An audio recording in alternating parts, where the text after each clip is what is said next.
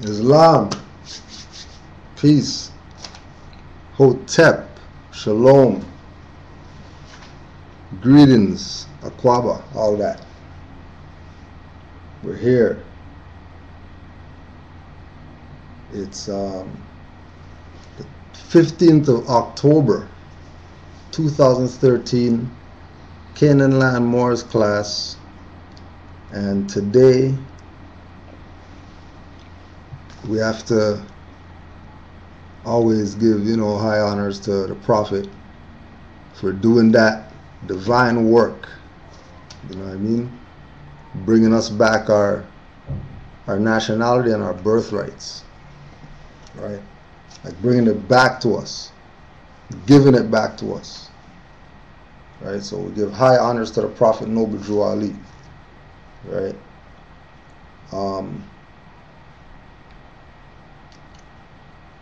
Moors gonna have to realize this is for new Moors, this is for Moors that's been in the movement, whatever, right? Moors have to realize, right, that the Moorish movement, the Moorish divine and national movement, right? The Moorish divine and national movement is the Moroccan Empire jurisdiction outlined in the Circle 7. Okay?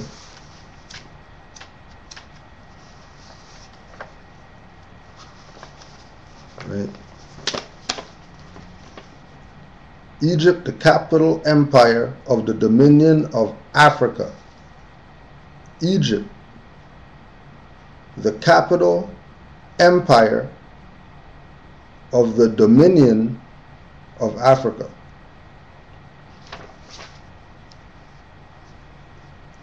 And verse 7, their dominion and inhabitation extended from northeast and southwest Africa across the great Atlantis, even unto the present North, South, and Central America, and also Mexico and the Atlantis Islands, before the great earthquake which caused the great Atlantic Ocean.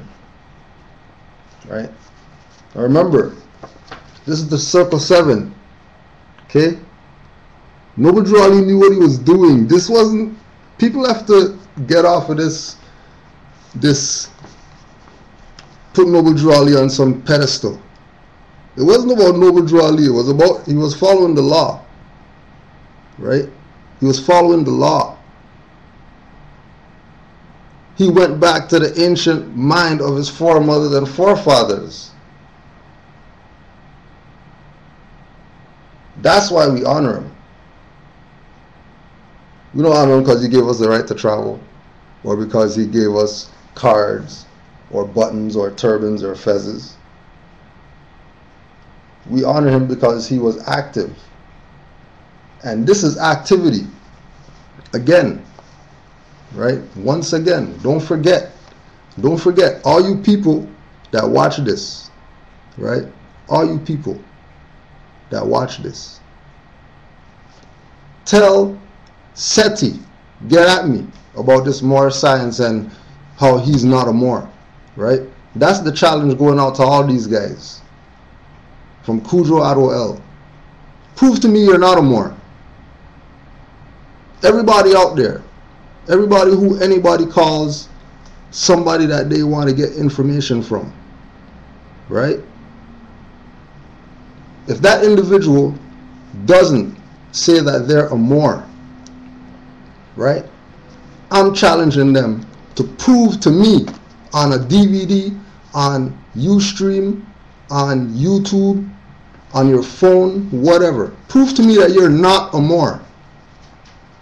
And if you could prove to me that you're not a Moor, right, with documented facts, I'll hang up Grand Sheik and all that, and still rep Moor Science Temple, and still rep Noble Drew Ali, give up Grand Governor and all that. If you could prove to me that you're not a Moor, all you guys and females, sisters, Because it's not joke time right now. People can play all they want, but it's not joke time. 7. Tell these clowns, these black power clowns, that want to talk about the Aquarian gospel and the Holy Quran of the Moorish Science Temple is the same. Tell them, find me this part in their so-called, European whatever that they talk negative about, that Noble Drew Ali plagiarized his stuff. Right? Tell them in that Aquarian gospel, find me Egypt, the capital empire of the Dominion of Africa, in it. If you say Noble Drew Ali, if this is a plagiarism of the Aquarian gospel, then everything's supposed to be the same in there. So show me. Right? If you ever talked about the Holy Quran of the Moorish Science Temple of America in some type of negative perspective, I'm challenging you to prove me wrong, that this book doesn't supersede any crap that you have in your so-called library, that doesn't have a dictionary in there, doesn't have a law dictionary, an etymology dictionary, nothing. Right? Nothing. So don't get it twisted, right, that I'm begging you to do something. You do. Manifest your own will. If you say you're God, whatever. If you want to answer the challenge, you answer. If you don't want to answer, that's on you. You know what I'm saying? But all this madness going on in the world right now is directly because of the Moors. And they're playing around. That they can't fix this right now by following what Noble Drew Ali brought. 7, right? And then verse 7 is talking about the dominion and the inhabitation extending from northeast. And then this circle right here is the earth plane with the 7 in the middle. There's the dominion right there on the cover. Everything I say is spirit. You Moors better heed. Everything he said is spirit. So Moors better heed. Wake up, Moors. Wake up, because everybody's waiting for us right now. Unconscious Moors, everybody. Whoever you are out there. Right? You better start saying that you're Moors. Because everything's falling right now. The whatever you want to call it, glass building, card building, whatever, falling right now. Fact, right? Watch how factual it all is. Don't forget, Noble Drew Ali, right? 1913 already told you that you have an estate and all you have to do is claim it. And then he went to go to Soul Plane to go do work that he had to do there. Because forget this earth plane. Forget it. I'm out of here.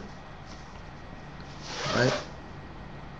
Right? Moors didn't go fix no birth certificate or nothing like that. Moors had nothing to do with anything. Noble Drew Ali left. They assassinated a body. Right? But Noble Drew Ali is a juridic person. He's not that guy, Timothy Drew, in the grave. And Sheikh Sharif Abdul Ali, he's on some other plane. That name can't even be mentioned on this side. And there we go violating that law, calling him Sheikh Sharif Abdul Ali. When he said that name can't be used over here, that was a warning to the Moors, but we don't follow that. And here we are, going against the Prophet. And we're trying to fix this mess that these dirty Moors caused. And you're sitting there blaming the European who didn't do anything but steal your birthright that you didn't want to use. So it's not really stealing. You abandoned it, he picked it up, and now you're mad that you don't have anything. And they're putting it out all the time, right? Trust me. Noble Drew Ali's working on the Soul Plane with Canaanland Moors, so you could see how serious it is and how he laid everything out and told you about the fraud since 1913. And the fraud is open today, and I guarantee you this is not in any other newspaper anywhere in the world except where this incident happened. Guarantee you. Guarantee none of these so-called put up a video or whatever, have lecture stand on the street corner or whatever, aren't going to tell you about this, right? This is today's news, Tuesday, October 15th, right? In a little punk-ass Metro newspaper, little whack newspaper that they just have, that they give out free to people. Here's free newspaper. People standing at the subway station just giving you free newspaper, right? This is what's in it. Africa, right? Don't forget, right? Egypt, the capital empire of the Dominion of Africa, right? The Dominion of Africa. So that's a little jurisdiction. That's just a dominion, so-called Africa. Foundation can't find country worthy of prize for accountability. Accountability on the African continent did not have a good 48 hours.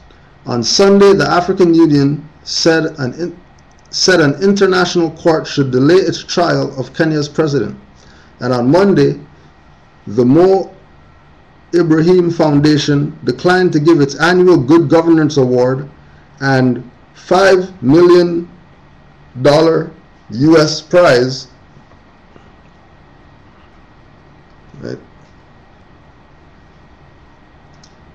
to any former African leader, saying none had earned it.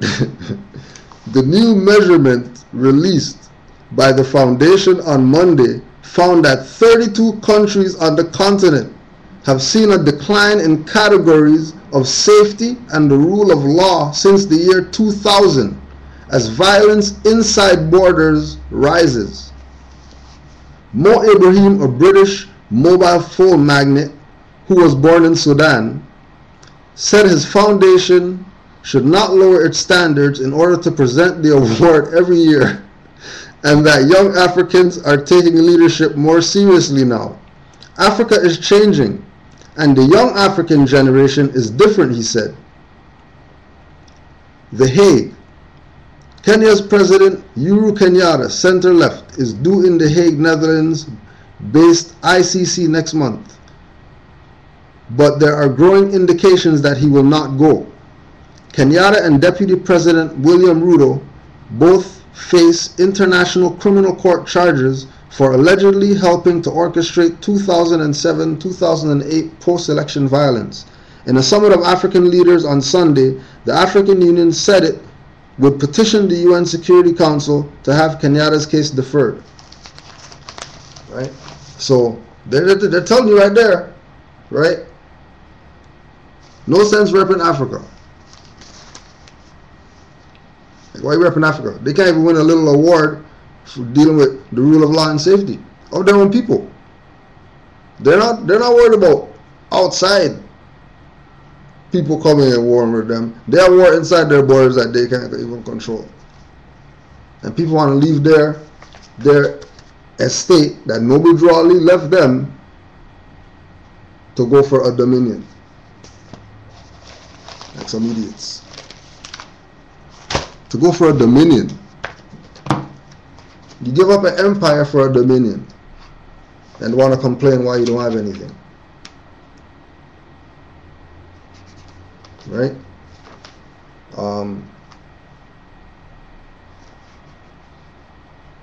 December 2011, Scientific American magazine.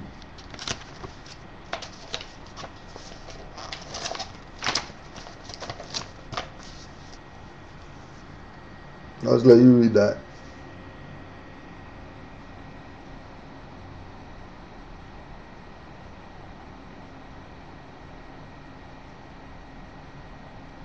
Right? So, stuff's here. Either proclaim your nationality or you're going to be a cyborg. Simple as that. Nationality or you're a cyborg. Right? And on the battlefield, cyborg just get run over. It's nothing personal. But we're not down with the cyborg nation vibe. The zombie nation. Right? We're divine beings. We don't need to push ourselves to assume position because of how we talk or whatever. Facts, documentation that can't be refuted is what makes Moors who they are. Documentation that can't be defaulted. Documentation that people could just smack their gums about or whatever, but they never read it. Right? Punks. Right? Trying to get you to abandon your birthright and follow them into the pits of hell. Right? Like people coming with, you know what I mean? And this is not, we're just putting it out there, right? So we can get everything straight, right? If you have some type of case or whatever going on right now, and you find out about Moorish knowledge, right? You're the one that's going to apply Moorish knowledge to beat that case. Nobody can help you. Simple as that. So don't be calling in whatever, can I, whatever. You better go study. Like Mother Anid always says, and repeats it over and over and over and over again, and people just, you know, yeah, she's just talking stuff. No, like, if you don't study, you're not going to be free. If you don't study, you're not going to be free. Because it's your birthright. It's not anybody else's birthright but yours. And if you don't look at it from that perspective and study to know what your birthright is, then, you know, they say, what to study? Well, just like we've been saying, rvbaypublications.com. You can go there. Been saying that since that website came about. MoorishGuidepost.com. Been saying that since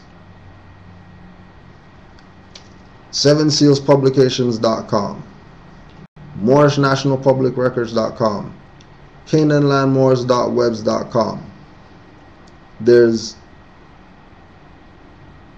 avenues to get this information that you need. But if your spirit is not in tune with this information, you're going to be gravitating weirdos to you who want to steal your birthright, opposed to active Moors that are dealing with this on the principles that they were given to the prophet.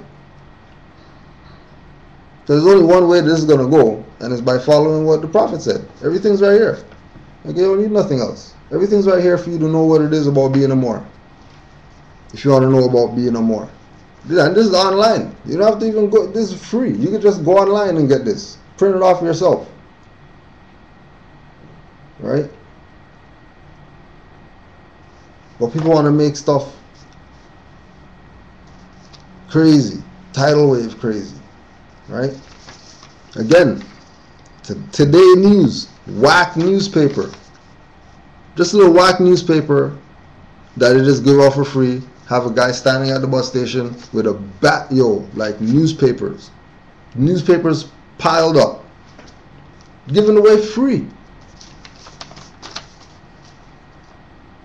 Just free.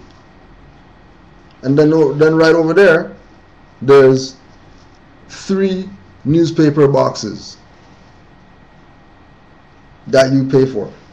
That has the same news as the free newspaper that they're just giving out. Right? Canada open for business. Big letters, bold. Right? Canada open for business. You don't have to read nothing. Just Canada open for business. Right? Okay? Telling you that you're civilly more tous, dead in the eyes of the law. Because you're afraid of damn tax man. You're afraid of a extorter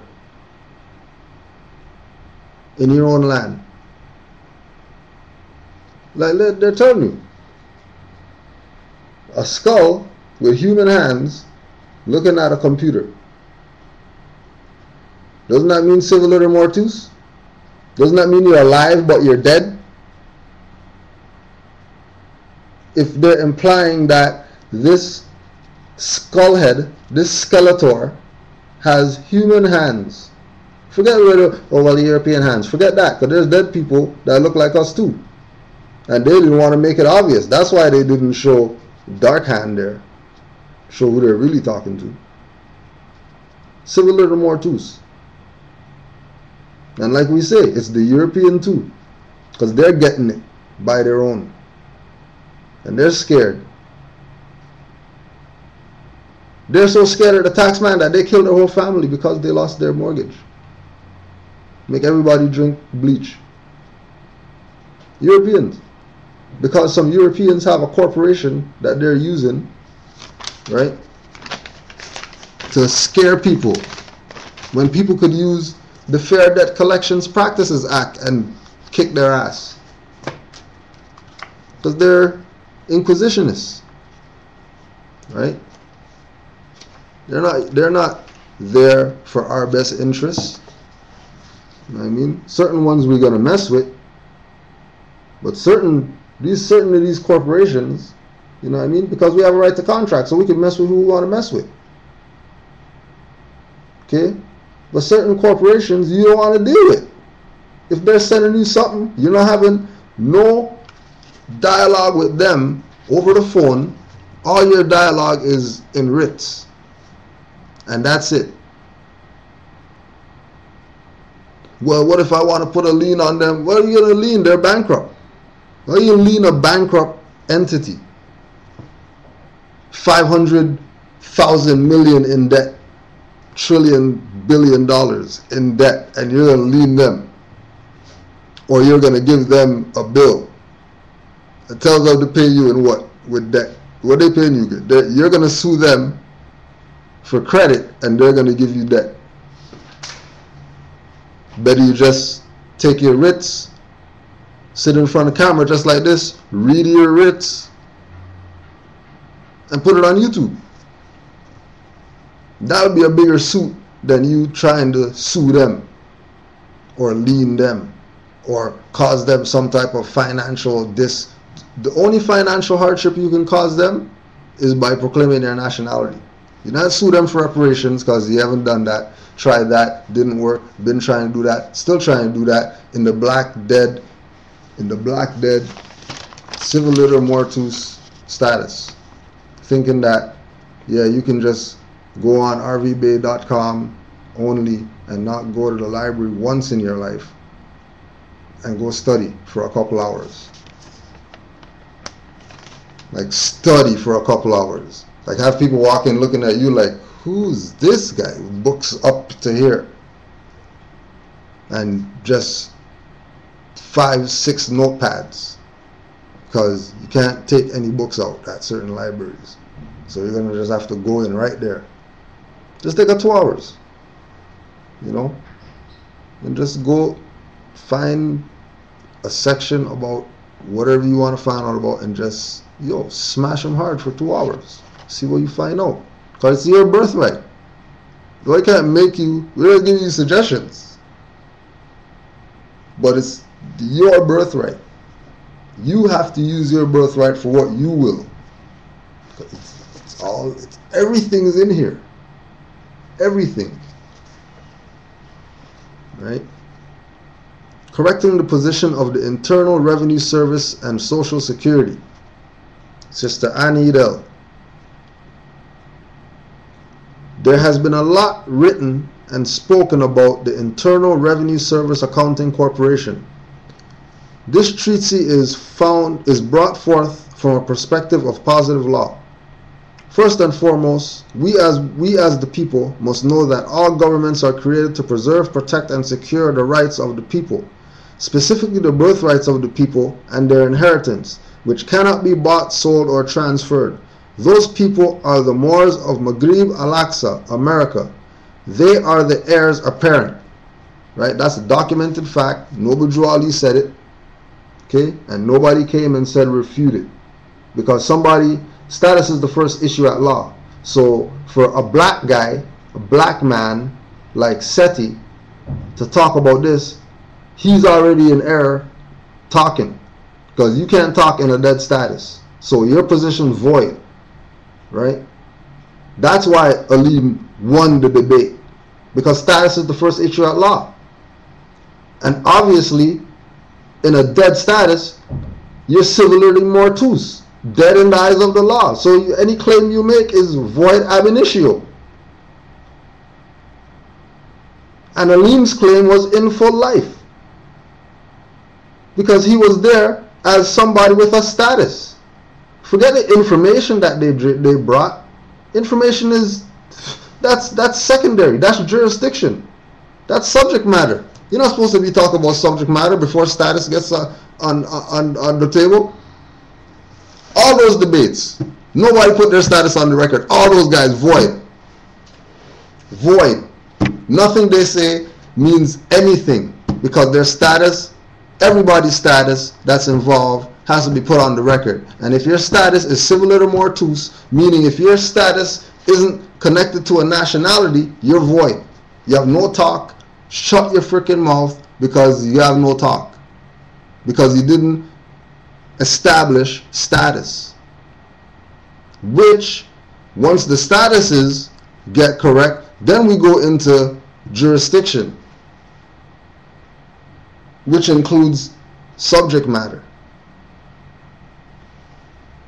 which is the things that everybody's looking at, and then everybody, yeah, ooh, he did it. What are you clapping about? El Haj told y'all what y'all clapping about. Y'all still clapping? 2013? You go to lecture, you're clapping? You're not taking notes or nothing like that? Just sitting there? Get some amusement? There's not no movies. This is birthright theft that's going on right here.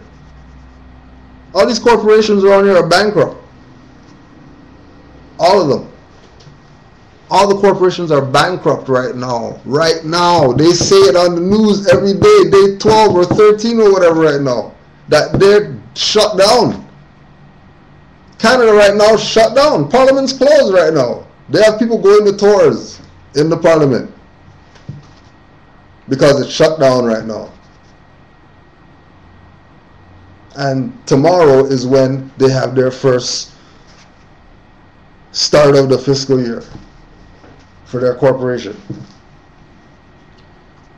Other people referred therein are foreigners who are alien to the land of Maghrib Al-Aqsa, America.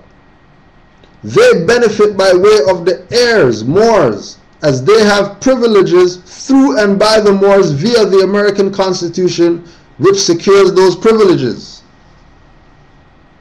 So the Constitution, American Constitution, Constitution founded by us for them to govern themselves accordingly in the land of Maghrib Al-Aqsa, that you don't hear anybody talk about only Moors, but nobody's gonna side with the Moors and study that way, going the Maghrib Al-Aqsa study way. They're gonna find every reason, Arabs and whatever, to abandon their birthright of Maghrib Al-Aqsa and claim the bankrupt corporation over there, right? Or claim to be some spiritual beings that have nothing to do with the earth plane, but we're sitting here having a meal. And you have nothing to do with the earth plane. We're eating right now, drinking juice, having a conversation. We're not talking telepathy or nothing like that. We're straight in front of each other, looking at each other. You're telling me that you have nothing to do with the earth plane? You're so godly that you're just in a body because you're perfect and I'm not perfect? Right?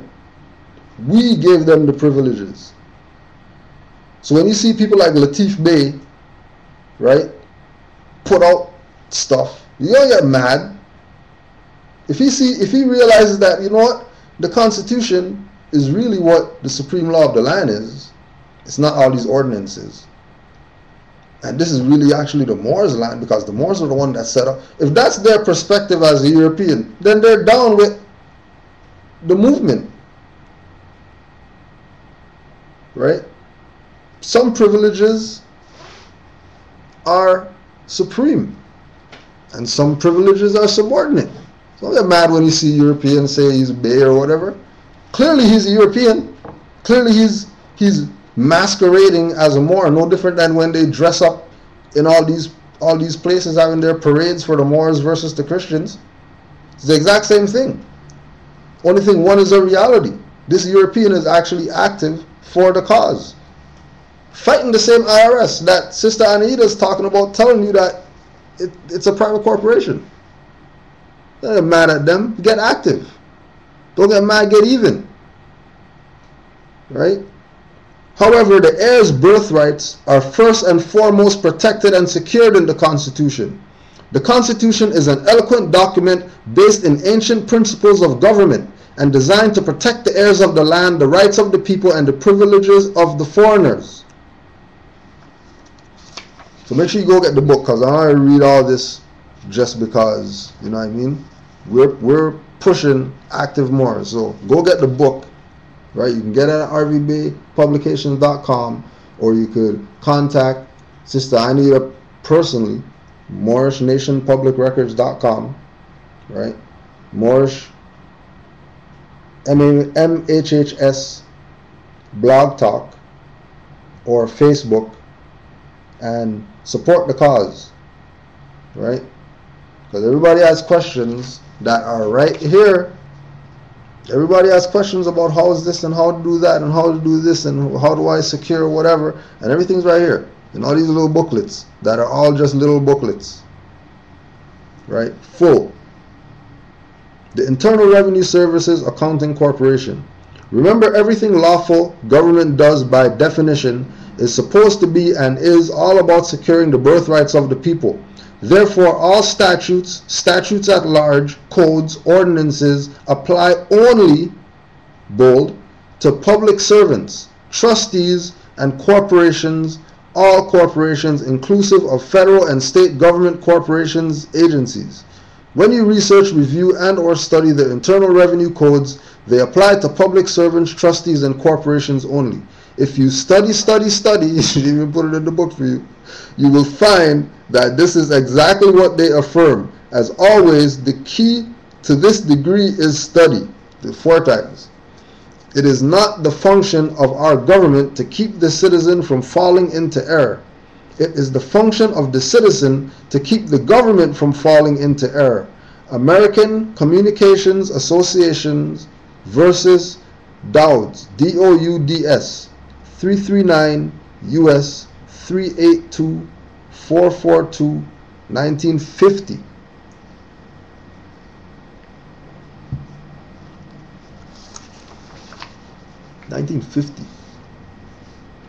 And then we're going to say they don't know. Well, they don't respect the whatever of the Moors, because Moors don't study. Moors think they're just going to go in there, they saw something, you know, they say Taj talk some stuff, and yeah, that made sense. Yeah, this guy's actually running a fraud or whatever. I'm going to go in there and I'm going to just tell them, yo, you know what time it is for these people right now? You understand that they're bankrupt, and the whole world knows, and it's on the news that they're bankrupt, and they have to shut down because they're bankrupt?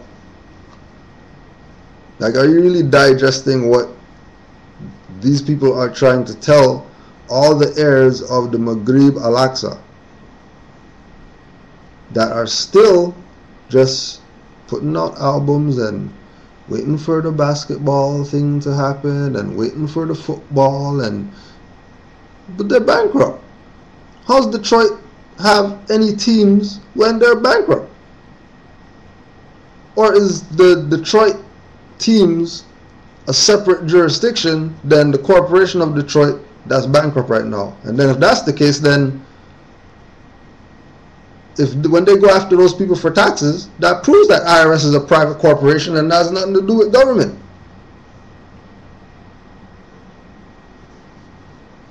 Everything's right there in our face for us to see. Boldly in our face for us to see. Boldly. And we don't get it. Right? You're going to go on YouTube and you're going to check out the Moors, the MSTA Khalifas, the Khalifa Moors in LA, right? So this is when we say active Moors, right? So they have a temple out there, and they use their temple to let people from the community who are aware of something and give them a forum in order to present their whatever they're aware of, right? They don't have to have a fez on and have to dress a certain way, or, you know what I mean, say whatever. But they're Asiatics too. If you got something, then let's hear what you got.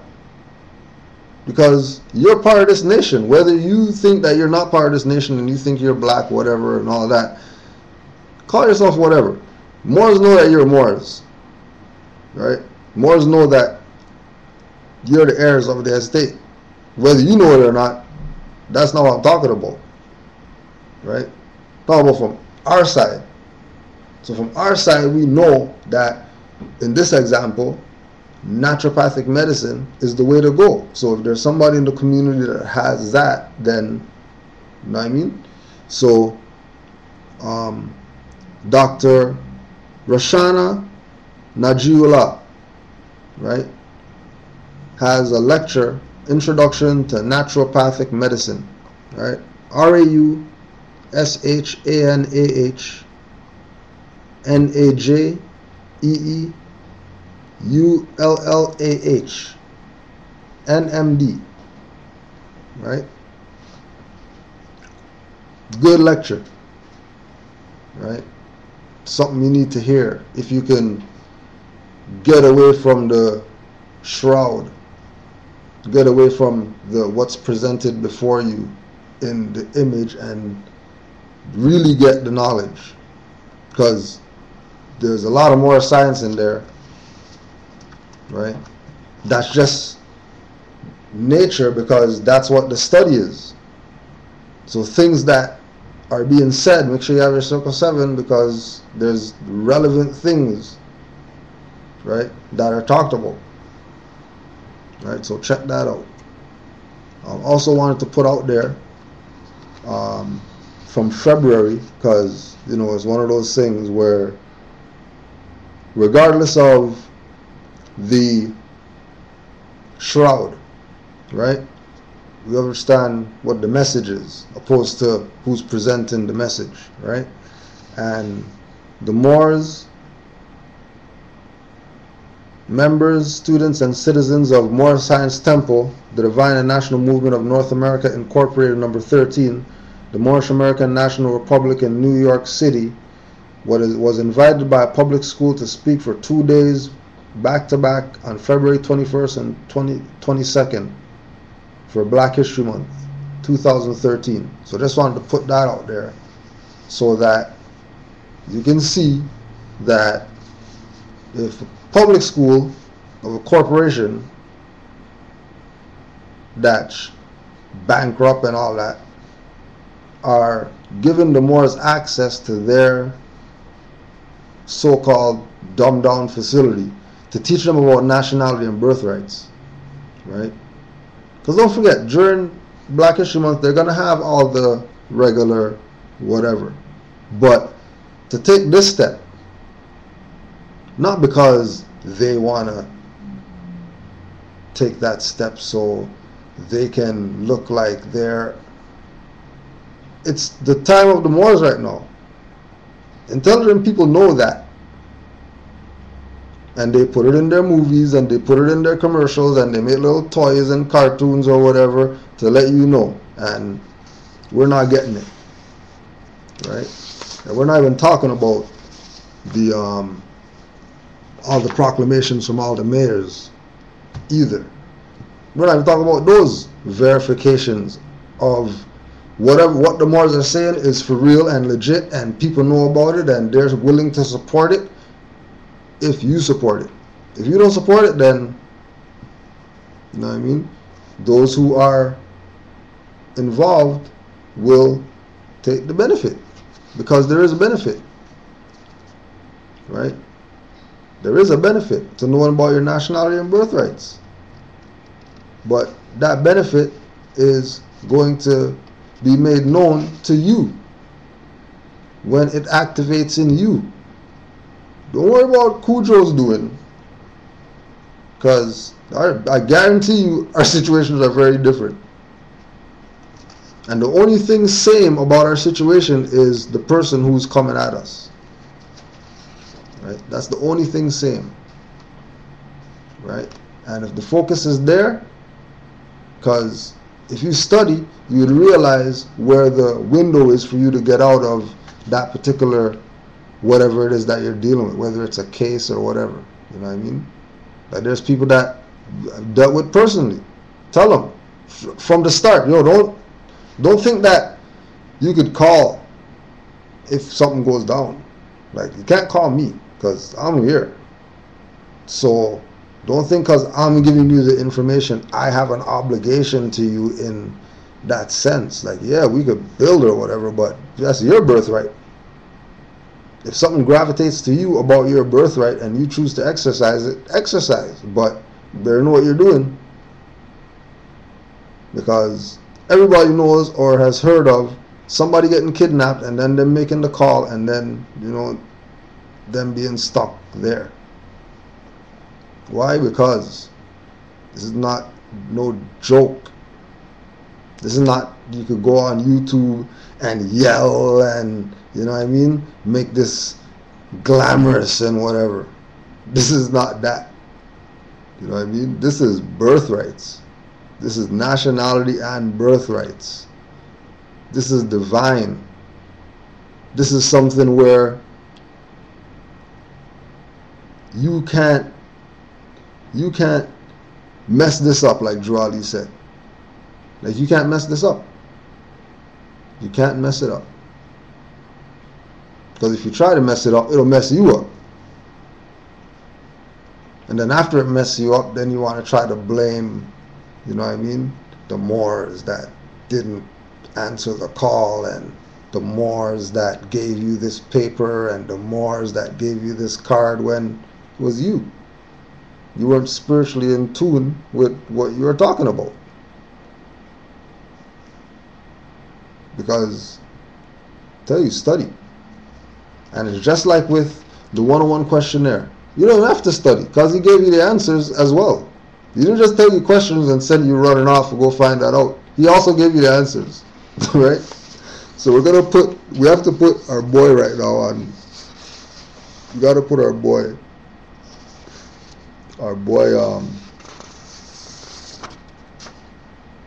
Judge Alan Davis.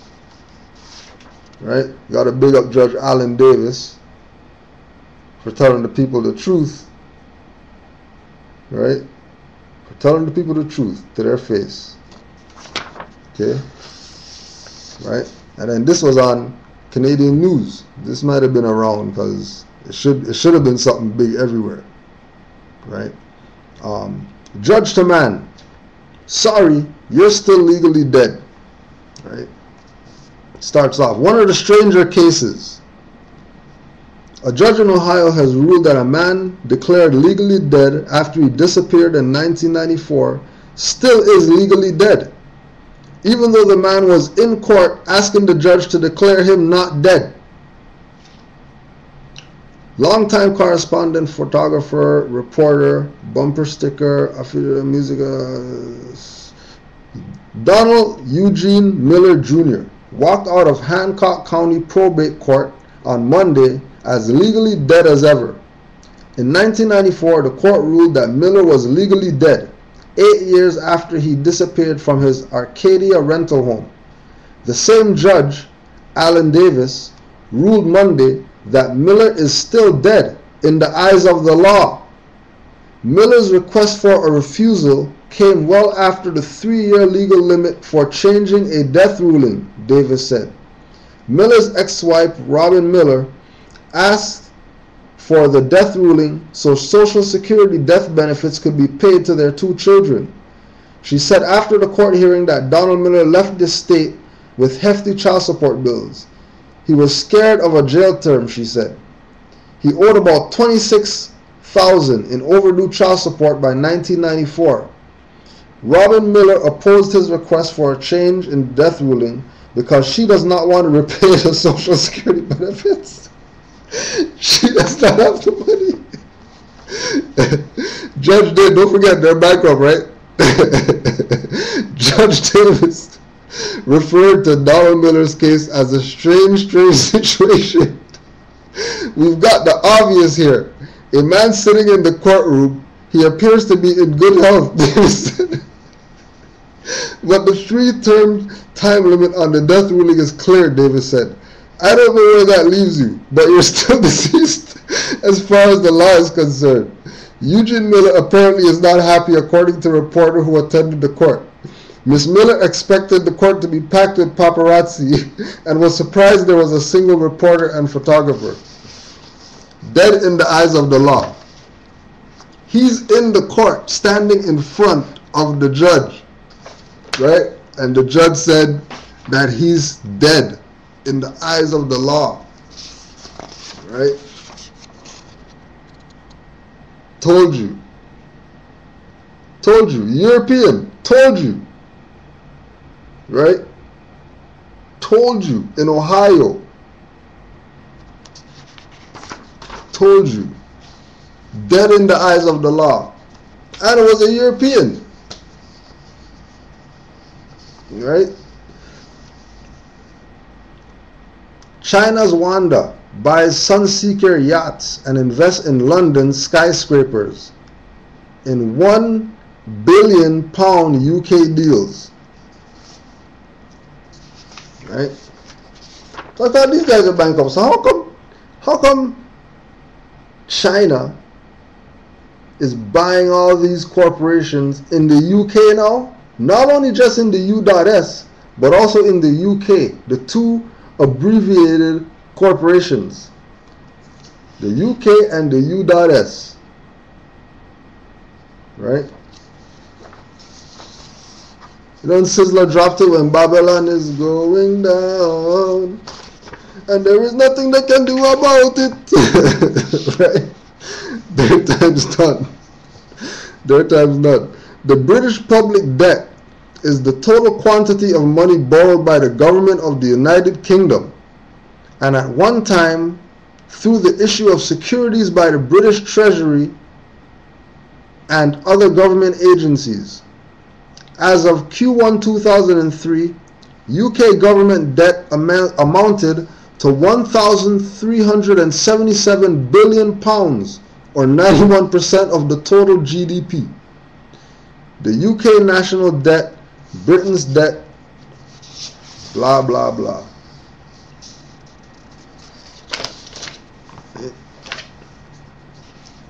And then we all remember, again, dead in the eyes of the law.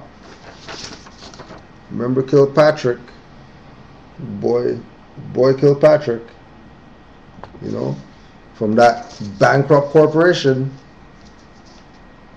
Right? Judge hands down very nearly the longest sentence ever to public official for corruption and tax fraud. Right? So they're using the fraudulent corporation. Don't forget, go get the book so you can really understand what's going on. Right? Because this is broken down specifically for the Moors to study. Right? This is not just, oh yeah, the IRS book because I got a letter from the IRS, so I have to get that book. Like, that's not what this is. This is like the actual blueprint of how to defeat them. Because they're already defeated if you use the law. That's the only way, if you use the law. And because of our status, like we were talking about, first issue at law, because of our status, right, we have the authority, because of our status, we have the authority to bring up the law that shows that Supreme Court already ruled against them, that they're not part of the government or none of that. What do you say? Everything's good, yeah? Good, yeah. Right?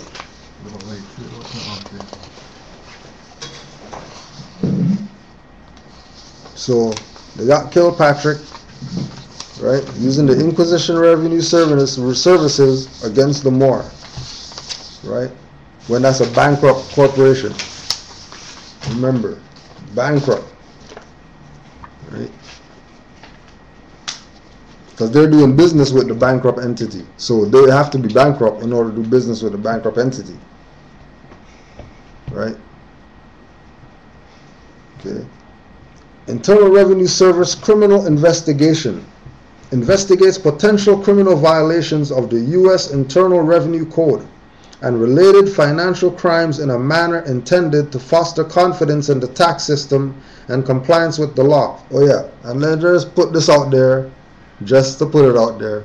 You know, we're not sovereign citizens, and we're not, you know what I mean, free men on the land, and we're not whoever. And any of these guys that, you know, try to sell sovereignty packages and all of that stuff, we have nothing to do with any of that. Absolutely nothing to do with any of that. We don't sell paperwork to people. We don't, you know, go into court and embarrass judges and things like that. Like, that's not what our position is, right? So anybody who you see exercising like that, don't try to connect it to Moors that are dealing with the law, right? Because that's all it is that we're dealing with. We're just dealing with the law. We're not dealing with anything else with regard to understanding our birthright, right? The foundation, right? And when I say dealing with the law, we're talking about universal law, and we're talking about the earth plane law, right? We're not just talking about Black's Law Dictionary and, you know what I mean, Bouvier's dictionary and, well, which one, what's the best edition to get and whatever. Forget all that. Right? Forget that law there, right? There's law that supersedes that law. You know what I mean? The code of the streets that never, you know what I mean? They're there, right? There are certain things that you just don't do. You go on the next man's turf, like, you don't do that. Simple, right? So all we do is follow the law. Now remember, always keep in mind that anytime you're doing studying from the 1900s to now, always have parallel to that the Noble Drew Ali timeline of when he did certain things, right? So as soon as you get to 1900s, you go, oh, all right, getting into 1900s, so Noble Drew Ali came 1913, you know what I mean? That's 13 years in, you know, his Illuminati number or whatever, right? When really, you know, 13 is the B, right? Which is the pregnant lady, right? That all the pregnant whatever uses, you know what I mean, in the little sketch of the pregnant lady without the head or whatever, just burp, they just make a B, right? Okay? And then we know the bees are a matriarchal system, you know what I mean? And without the bees, we're in trouble, you know, because flowers, pollination, whatever, right? So, like, we know the power of the bee, right? So he came 13 years in, right? And then 13 and then to 1929, right? And then that's where we stopped the timeline. So the timeline's like 19, right? Or even if we can even go back to when he was born. But because of the information sketchiness, you know what I mean, before 1913 about Noble Drew Ali's life, right? We're just going to omit it and just start at 1913 because we know that 1913 is a point that we can use as a reference, right? In parallel with all these other things going on all over the other world, wherever, this place, that place, whatever, that we can say, okay, all right, this happened when Noble Drew Ali came here, and then this happened. Then 1915, you know, this happened. What was Noble Drew Ali doing in 1915? Okay, he was probably doing, okay, 1920, what was going on? Okay, well, they moved from Newark to Chicago, blah, blah, you know, UNIA, and then you have the timeline of that stuff. That's a whole different world. We're not even talking about the worldly stuff. We're just talking about the little black, whatever. Parallel that timeline with Noble Drew Ali, and then, right? So you get a clear perspective that everything that everybody did was around what Noble Drew Ali did, right? Everything that everybody did was around what he did, right? On July 1st, 1919, the Commissioner of Internal Revenue created the Intelligence Unit to investigate widespread allegations of tax fraud. To establish the Intelligence Unit, 6 United States Post Office inspectors were transferred to the Bureau of Internal Revenue. Right? So there's right there the position of the Post Office jurisdiction, right, which is really supposed to be common law, because that's not a federal or governmental jurisdiction. Yeah. That's common law jurisdiction, right? So this is letting you know that since 1919, even that position was taken over, right? By 1919, up to the post office. By Internal Revenue Service? Yeah, United States Post Office, right? So the post office inspectors were transferred to the Bureau of Internal Revenue to become the first special agents in charge of the organization that would one day become criminal investigation. They formed a nucleus that became the intelligence unit. Right? So remember, we're keeping the timeline. So this is 1919, right? So we're talking about 1913 to 1919, right? Okay. 6 years. 6 years, right? And then, you know, the Internal Revenue Service is the beast, and their 6 is their number or whatever. So they had to let that time frame pass before they could come with certain moves that they made, because their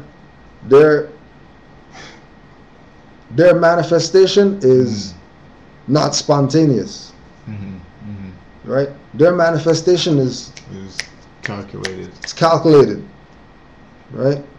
Because they're the youngest being here, so we already know what you're gonna do. As soon as you see you do the wobble, oh, they're gonna fall over and just get you. I got you. Don't worry. Don't worry. You know what I mean, right? But this gets deep though, right? We're going here, but trust me, right? What time is it right now? Okay, we got an hour. So the last hour, trust me, right? We're gonna go with this. The intelligence unit quickly became renowned for the financial investigative skill of its special agents. It attained national prominence in the 1930s for the conviction of public enemy number 1 Al Capone for income tax evasion and its role in solving the Lindbergh kidnapping, right? Lindbergh kidnapping, right?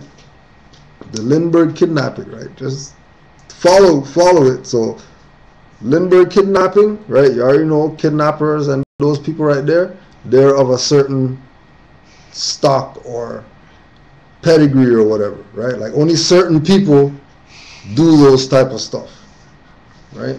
Like that's not, everybody's not going to be down with, yo, let's just grab that guy right there and just beg a ransom money for him, because he, you know what I'm saying, right? Those are a certain breed of mans, right? From these promising beginnings, the intelligence unit expanded over the intervening decades, investigating tax evasion by ordinary citizens, prominent business persons, government officials, and notorious criminals. In July 78, whatever, right? So since CI's inception in 1919 to the present, the conviction rate of the federal tax prosecutions has never fallen below 90%. Why? Because status is the first issue at law. And as soon as you go in there with status as the first issue, they have to put theirs up too. And if they don't, then that's the end of that. That's the end of that. Let's all leave. Bye. Have a good day. Right? Okay. 90%. Prosecutions never fallen below 90% since 1919. Those numbers. Who do you think they're going after? I don't think people understand those numbers. Right?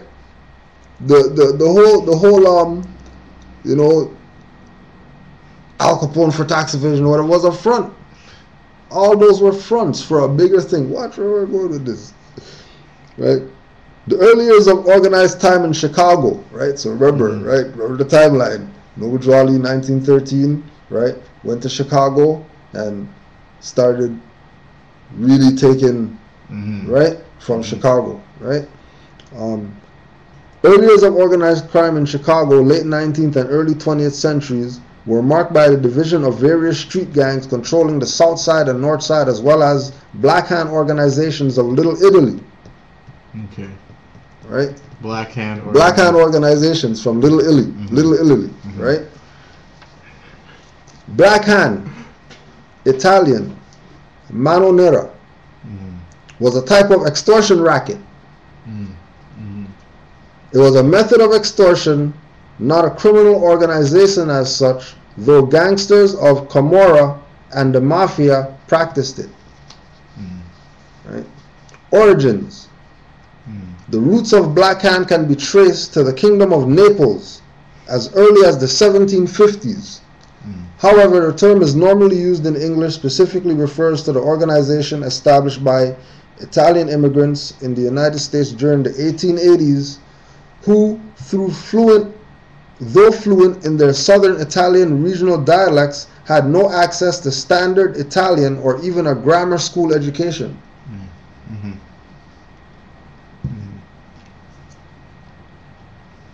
A minority of the immigrants formed criminal syndicates. Minority of the immigrants. Minority of the immigrants, yeah. So you know what that means. Right? Living alongside each other.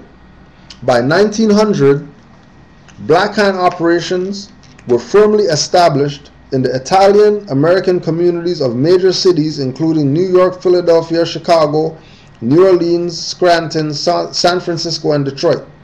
In 1907, a Black Hand headquarters was discovered in Hillsville, Pennsylvania, a village located miles west of Pennsylvania. The Black Hand, blah, blah. Right. The law enforcement, the Black Hand practice in the United States disappeared in the mid-1920s after a wave of negative public opinion led organized crime figures to seek more subtle methods of extortion. Right? We're just going to go back to something. Black Hand was a type of extortion racket. It was a method of extortion, not a criminal organization, though gangsters of Camorra and the Mafia practiced it. Right? And this is all just, just study. The Camorra is an Italian mafia-type crime syndicate or secret society that originated in the region of Campania and its capital Naples. It is one of the oldest and largest criminal organizations in Italy, dating back to the 18th century. Unlike the pyramidal structure of the Sicilian mafia, the Camorra's organizational structure is more horizontal than vertical. Consequently, individual Camorra clans act independently of each other and are more prone to feuding among themselves. One of the Camorra's strategies to gain social prestige is political patronage. The family clans became the preferred interlocutors of local politicians and public officials because of their grip on the community. In turn, the clan bosses used their political sway to assist and protect their clients against the local authorities. Despite the Camorra's origins, the organization presently has important ramifications in other Italian regions such as Lombardia, Piedmont, Emilia, Romagna, etc. The origins of the Camorra are not entirely clear. It may date back to the 16th century as a direct descendant of a Spanish secret society, the Garduna, founded in 1417. Officials of the Kingdom of Naples may have introduced the organizations in the area, or it may have grown gradually out of small criminal gangs operating in Napoleon society near the end of the 18th century. The first official use of the word dates to 1735, when a royal decree authorized the establishment of 8 gambling houses in Naples. The word is almost certainly a blend of capo, which means boss, and the Napoleon street game, the Mora. In this game, 2 persons wave their hands simultaneously, while a crowd of surrounding gamblers guess in chorus at the number of fingers exposing by the principal players. This activity was prohibited by the local government, and some people started making the players pay for being protected against the passing police. So, the Garduna, from the Gale Encyclopedia of unusual and unexplained. Right? So the Gale Encyclopedia of the usual and unexplained. Right? The origins of the Garduna begin in a legend not dissimilar from that of El Cid, 1043 to 1099, the heroic knight who defeated northern Spain from the invading Moors in the 11th century, and the secret society continues to this day in a criminal organization akin to the mafia. According to tradition, around 710, a holy man named Apollinario, Apollinario,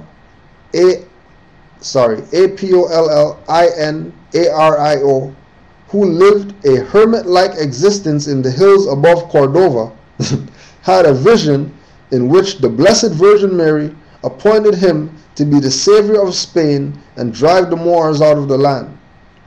At first, the holy man was staggered by the suggestion, regardless of the source from whence it had came.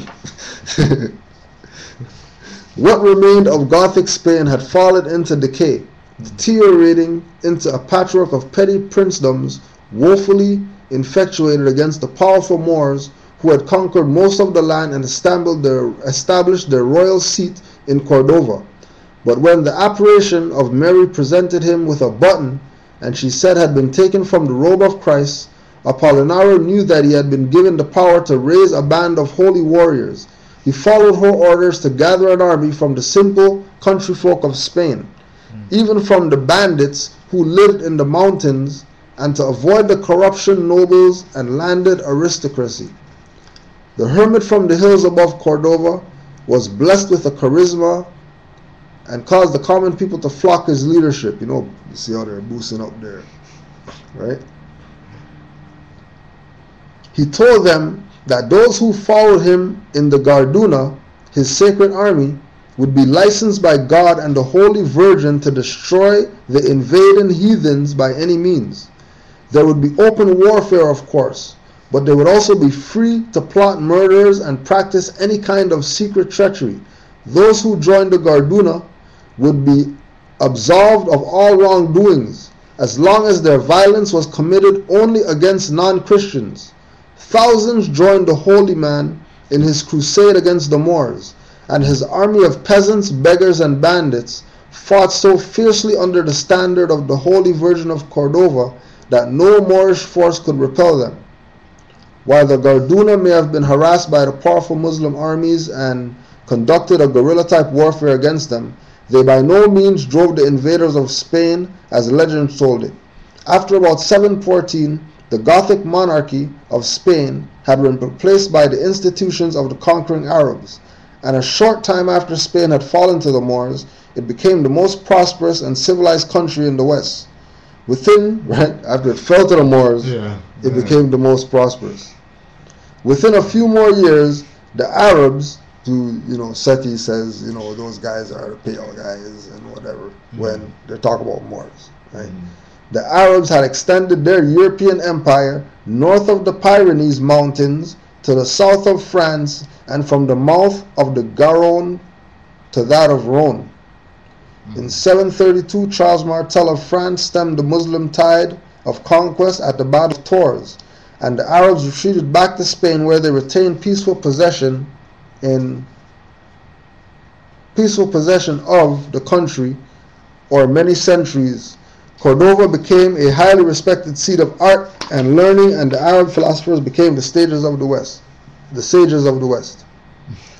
Over the centuries, the Garduna degenerated into a loosely knit criminal network controlled by the descendants of the mountain bandits who had followed Apollinario in his crusade against the Moors.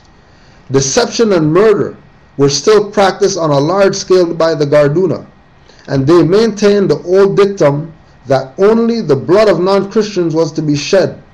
Perhaps the Garduna would have vanished completely into legend if 15th century Spain had not become a Christian nation, and King Ferdinand and Queen Isabella had not so avidly supported the mission of the Inquisition and that of its chief heretic chief heretic hunter in Spain, Thomas de Torquemada, 1420 to 1498. Until the Inquisition, Moors, Jews, and Christians had for centuries lived quite peacefully in Spain. The Moors and the Jews were respected for their learning and for their skill as craftsmen and merchants, and it was widely acknowledged that both groups of citizens had made considerable contributions to Spain's rise to power and its frequent acquisitions in the New World. Ferdinand reasoned that the Moors and the Jews had grown too powerful and too rich, and that he could extend the Spanish Empire farther if he were to acquire their wealth. He also considered them heretics because they were not Christians. Slaughter of innocent people began in earnest with Muslim and Jewish shopkeepers and scholars condemned as heretic and witches. The terrible machinery of the Inquisition was quite effective in and of itself, but Ferdinand recalled the stories of the Garduna, who killed only heathens, and he summoned their leaders to begin with high officers of church and state. So all these underground network of mob people that nobody knows or whatever, right, are the people that are running these private corporations that people are thinking, well, why would they do this type of stuff? Because they're Garduna. They were the freaking guys that had the sisters in the chamber on the wheel and putting them in the Iron Maiden and things like that to make them renounce their birthright. Right? Those guys, right? Those guys were the ones that were used as church officials and government officials as their payment for their job well done in the Inquisition against the Moors and the Jews who were Moors. But if they say the Moors and the Moors, they sound stupid. Or the Moors, and I have to explain that they were Jews and Christians and whatever, and all these people were Moors that ruled Spain. Right? And it's Europeans that are coming down and seeing this. Like, whoa, hey, the Jews live here, and these guys live here, and these guys live here under the rule of these people. And everybody's happy, and everything's peaceful, and everybody's learning, and, well, we want some of that. Right? We want some of that. The only difference with back then and now is that now they don't have to steal our birthright. We just give it up. Right? We directly give it up. Right? For the bandit chiefs of the Garduna, it was as if they were given a license to kill and to loot. What do you think IRS is doing? IRS is looting. Yeah. All these black entertainers, what they go after, that's Garduna right there. Right? And not only looting them through that bankrupt birth certificate bond, but also getting them to go pay the fiat that they were given for whatever it is that they did. So they're getting paid twice, 3, 4, 5 times they're getting paid from these people. Plus they're going to put them in jail, do jail time, create a bond on that. Because now they actually have the collateral now. Right? Making money on that. Then tell them, yeah, 3 years, 5 years, whatever, you know, we'll get you whatever. And they just rape them for 3 years. No rubber, nothing.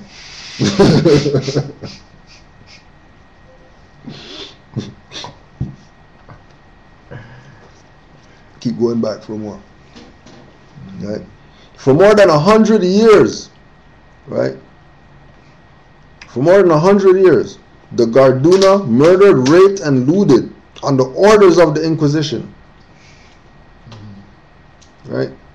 What same thing right now going on with the IRS and CRA. CRA. Right? Guys want money. They want money. Oh, you want money? You guys are bankrupt. Can't want money if you're bankrupt. If you say I want debt notes, then okay. All right. Now you're asking me for something that I can understand where you're coming from. But if you tell me money, you know what I mean? What money? What money? What money? That's the defense. If any of those guys come at you, you have to pay whatever. You write them back a letter saying, pay with what? And wait for them to reply to you. And you give them 7 days to answer. Pay with what? For real. That's what you do. And if they don't answer, then whatever you say after that, in your default, that you're going to send them, since they didn't answer, right, you're going to send them another letter saying, well, since you didn't answer, I'll answer that question for you. And you put all the law in there, and then you give them another time to refute what you're saying. And don't worry about, then they're going to go on my credit bureau and they're going to mess up my credit. That's not your credit bureau. That's not you. That's not yours. That's none of you. So don't even worry about that.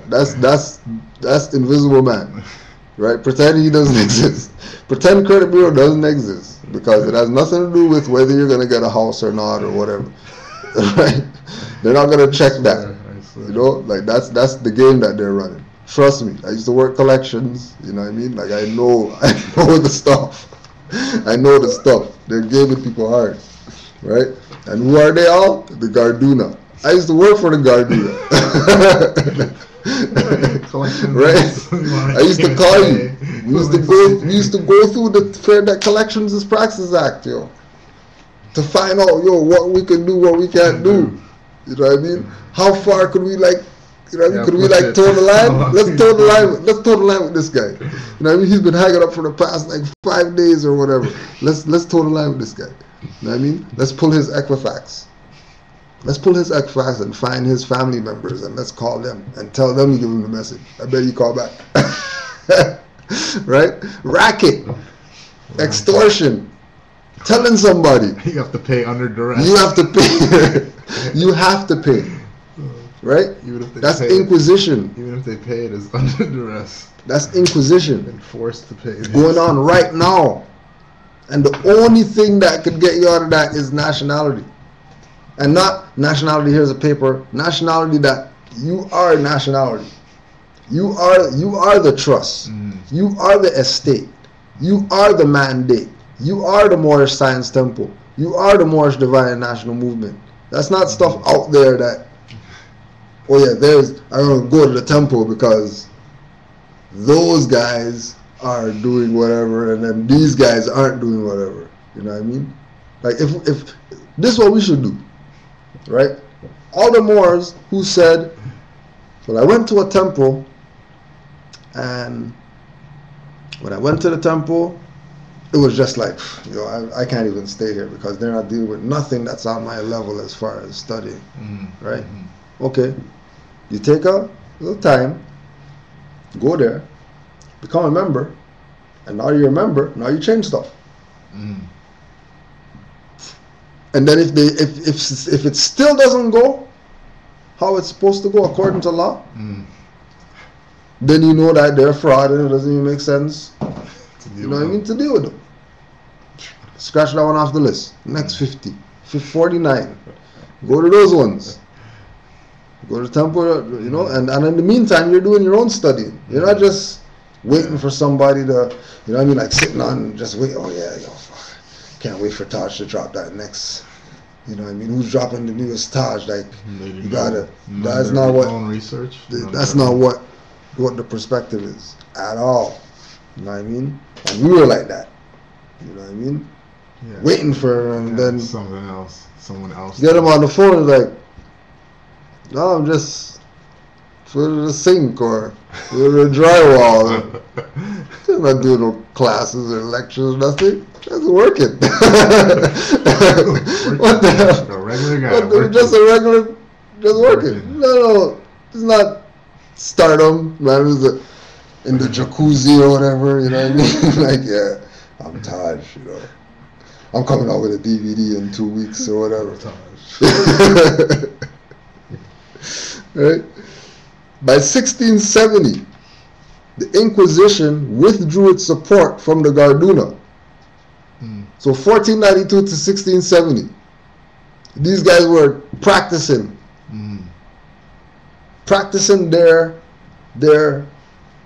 approach. Because remember, it starts with hitting the mental. Mm-hmm. Right? So they instill it back then so that now they're doing the extortion and we're in our pockets. Like, yeah, you know, how much? Take this, take that. There you go. Thanks. Mm-hmm. Yeah, no problem. See you next month. I'm still gonna go to the bank next week. Right? Me personally, I'll probably be at the bank next week trading that notes or whatever it is that they want. Take this, take that. Even that. Because it's out of private necessity.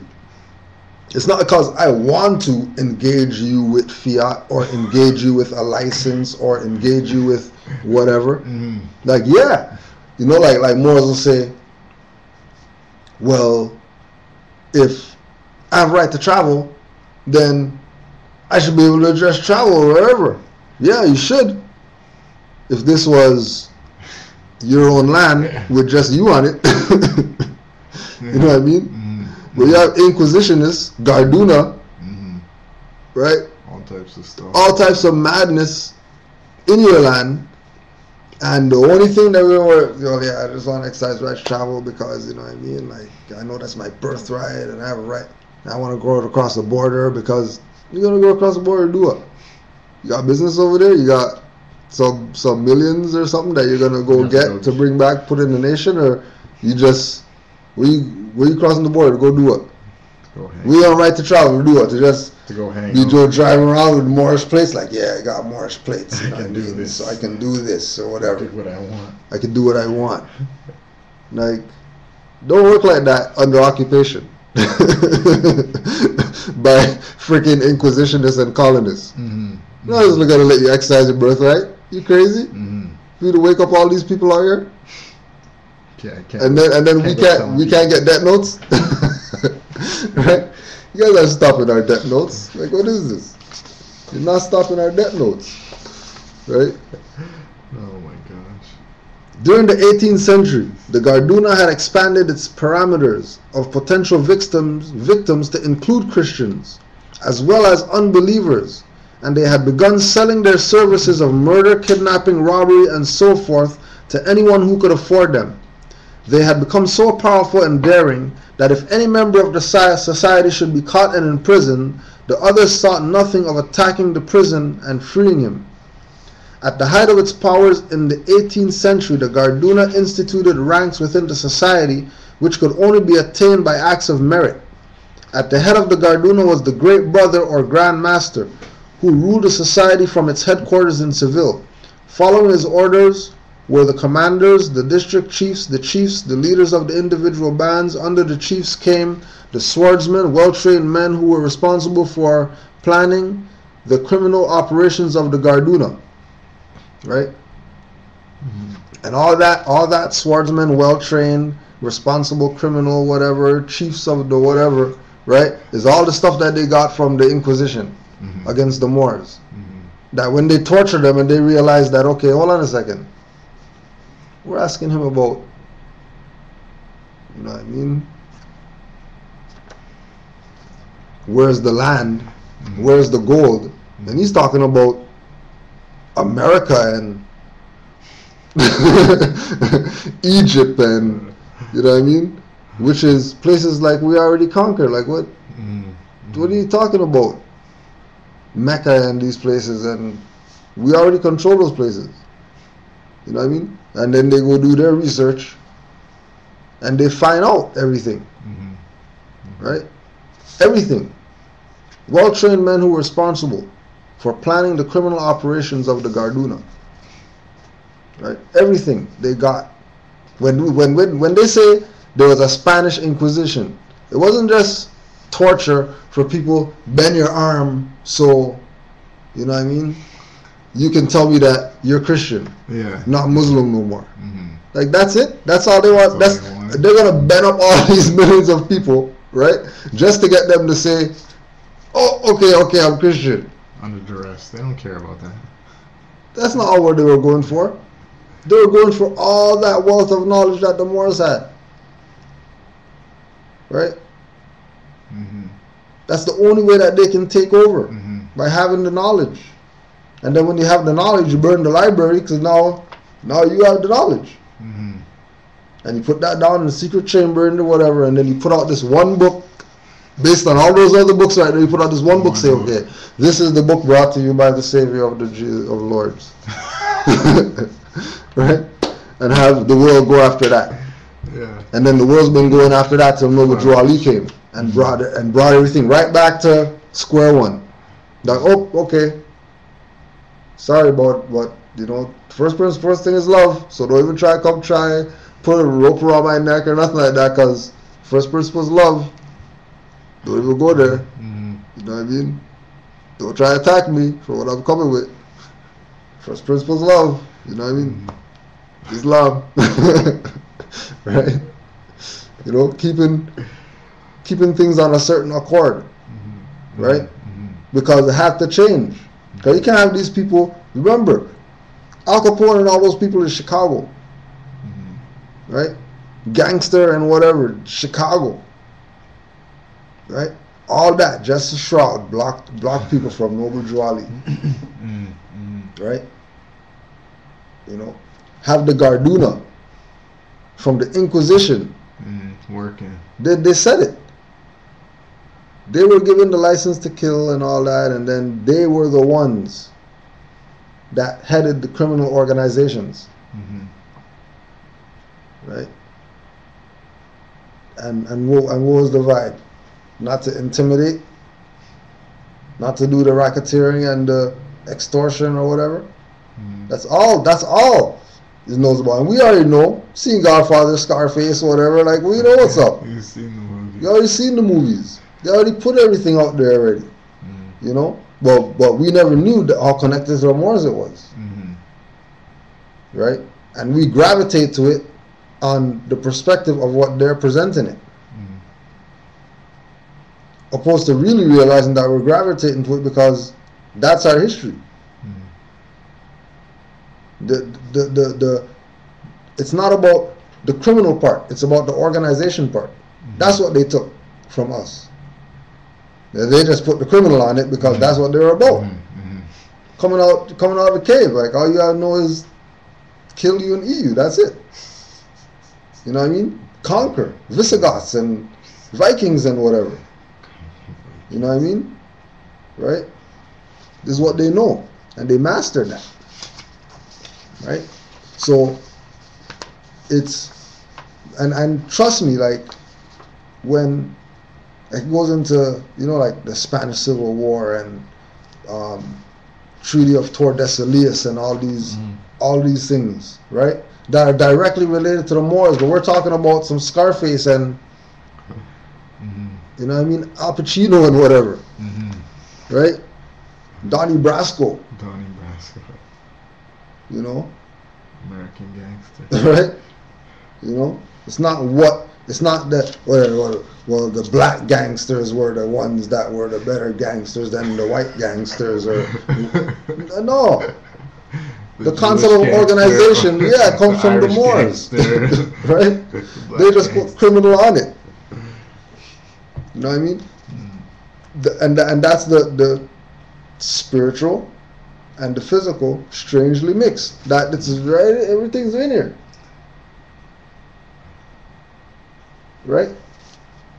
Brought it for everybody. Right? So this is excerpt from the state booklet. Okay.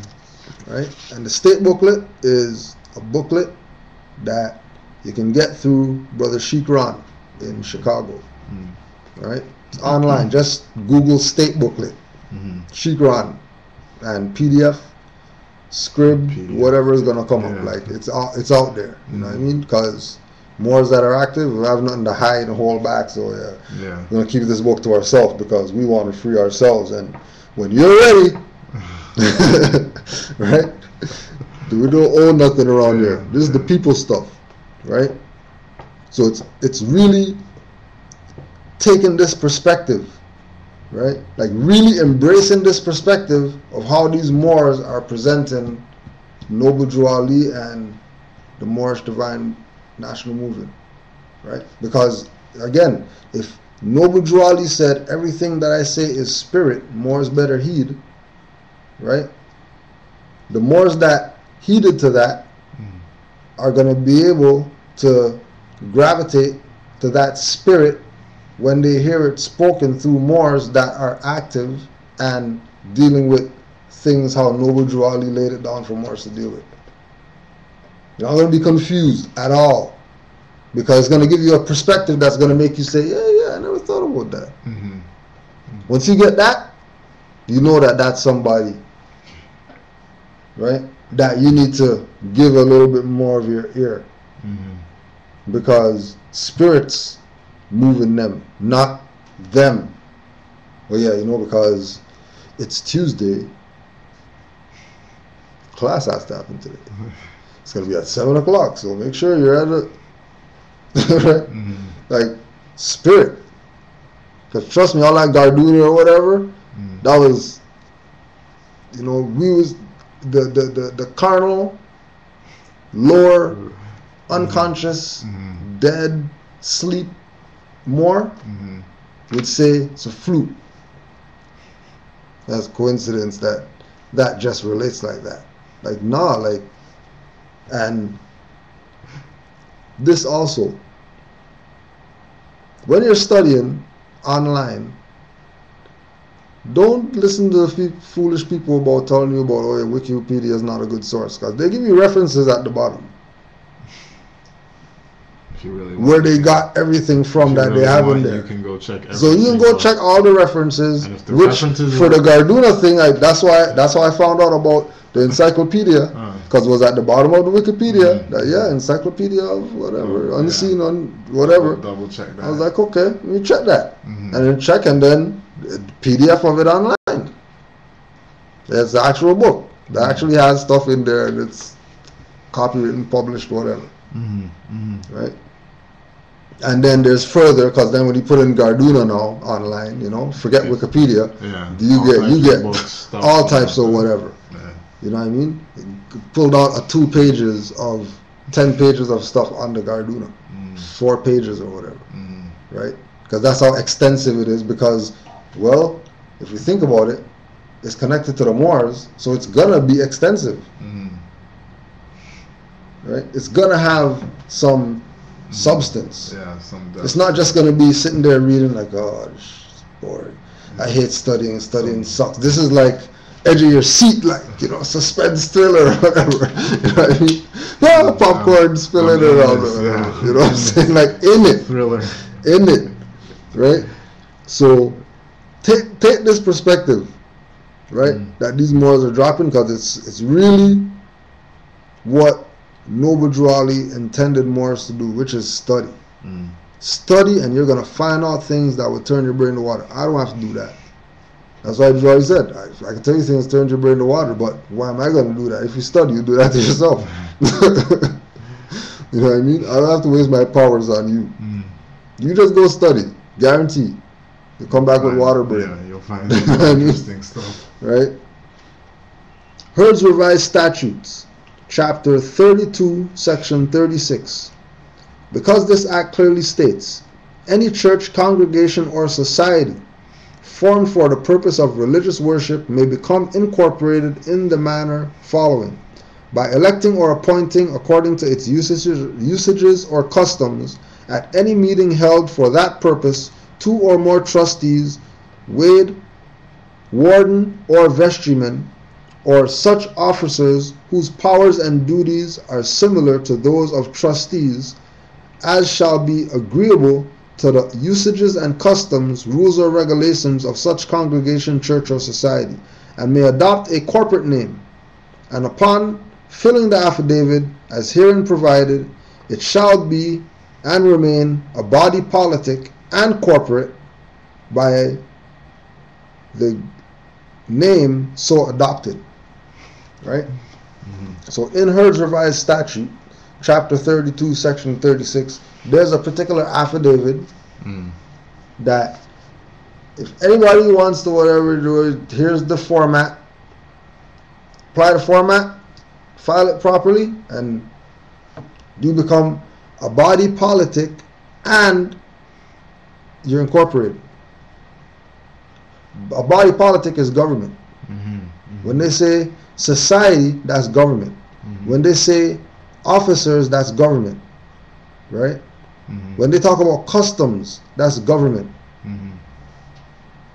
Okay? So to say that Noble Drew Ali didn't want to introduce Moors to government is false. To say that Noble Drew Ali only wanted to introduce Moors to a religious perspective, Islamism, and that's it, is false. Right? Because the foundation of what was set up is based in governmental principles. Right? This is the revised statute the Holy Prophet Noble Drew Ali used to substantially draft out the affidavit of organization recorded in Cook County Recorder of Deeds Office. He swore this affidavit of organization to himself, signing as Drew Ali, but filing as capital NOBLE-DREW-ALI. Take time to understand he acted as a private person or private juridical in the form of two characters.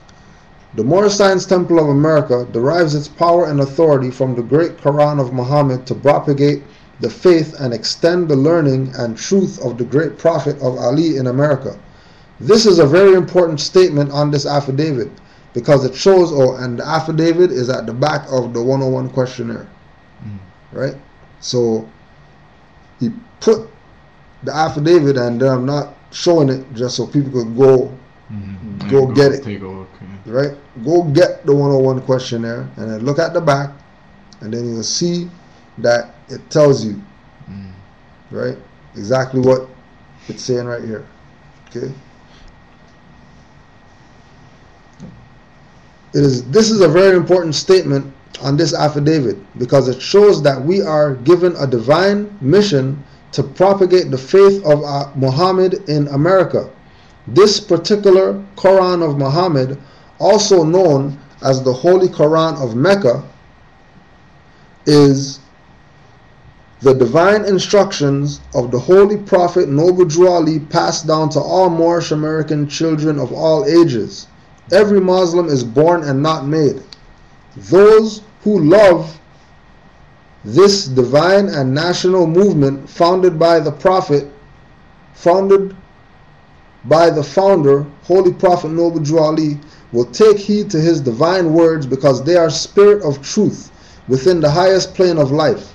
This Holy Quran of Mecca of the Moorish Science Temple of America is to teach man how to redeem himself from his sinful ways and bring him back to his original state of consciousness before he lost his vast estate. This Holy Quran is the highest authority known to the holy laws among the earth because it is based on the essence of divine law given from the Prophet through his Father God Allah. The customs that we have are what we practice, of course. These are the 5 highest principles that we practice daily, which are love, truth, peace, freedom, and justice. The Moorish American prayer is a custom at the opening and closing of the Circle 7 meetings. Celebrating the Holy Prophet's birthday, January 8th, and our authority day, January 20th, each year, are also customs. Simply wearing a Moorish fez or turban are customs we have to honor our foremothers and forefathers. Teaching our people that they are not Negroes, black people, colored folks, or Ethiopians is also a custom and a method of uplifting. Another custom is flying our national flag on the land of our ancestors, which is known as the Moorish flag, and has been flown in our land for over 50,000 years. Currently, the Moroccans in the Moroccan kingdom have falsely adopted our flag and has caused us a great damage. The Moroccan flag has been seen by the Holy Prophet Noble Drew Ali. Since the 1920s and the present Moroccan kingdom in Northeast Africa today had falsely adopted our flag in the year 1956. There are many other customs adopted as well that we take to heart along with our royal heritage. Study, study, study. All right? So it tells you, right? It tells you in here that The Sultan, right, is the descendant of Hagar, now the head of the holy city of Mecca. Okay. Now, if we're talking about this Sultan, then we have to trace back and then talk about the Sultan that established the treaty with the United States of America, right? Now, how is a Sultan over there having jurisdiction over here, right? Unless we're talking about the Moorish Empire, because again, for everybody who wants to listen to these clowns, right, disrespect their own birthright, and talk about the Moroccan flag, the Arab flag, look at the Arabs have the flag in Morocco, and the Moroccans are the ones that are whatever, putting people in slavery or whatever, right?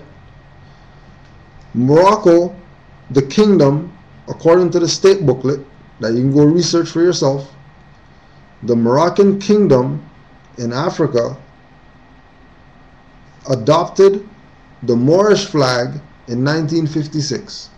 Oh, just got that flag. That's a documented fact. Just took that flag.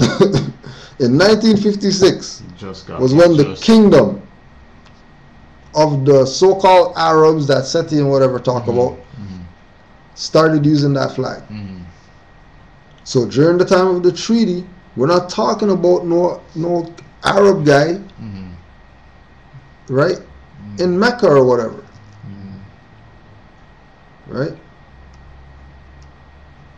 We're talking about a brother that had rule over the jurisdiction of the Moroccan Empire, because the Moors in the jurisdiction of the Americas had fallen and set up the Constitution to give privileges to these Europeans, which was really custodianship of the Moroccan Empire government of the Americas. And then they were the ones that were plenipotentiary, because you have to be made plenipotentiary by somebody, and somebody who has jurisdiction over there can't make you plenipotentiary. How would they become plenipotentiary? Right? Because the Moors established and taught those Europeans that made this treaty with this Sultan that everybody's cursing out, oh yeah, the Sultan, he's a sellout or whatever like that. Why did he do it? He wasn't doing nothing with the Europeans. He knew that it was the Moors that were in the background. That's why he recognized them. Because of the Moors in the background that backed them. Back then. They vouched for them. Right? They vouched for them. We vouched for them. We were the ones in this land that vouched for those Europeans to have something here with 13 colonies or whatever. We did that. Turbans and fezzes, brothers and sisters, did that. On this side. So there's no denying it. There's no denying it. Because 56 is far from 1700s. Right? And those guys weren't around during that time.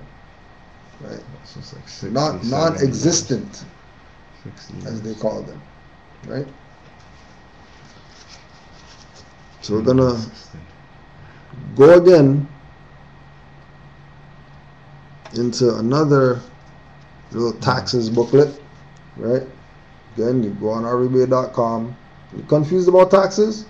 Go on RBA.com. Here it is right here, the answer. All tax questions that people call about, here it is right here. This is your defense. You know what I mean? This has nothing to do with filing anything or nothing like that. This is just giving you what you're supposed to know. Confused about Texas. Right? We're going to go to page 14.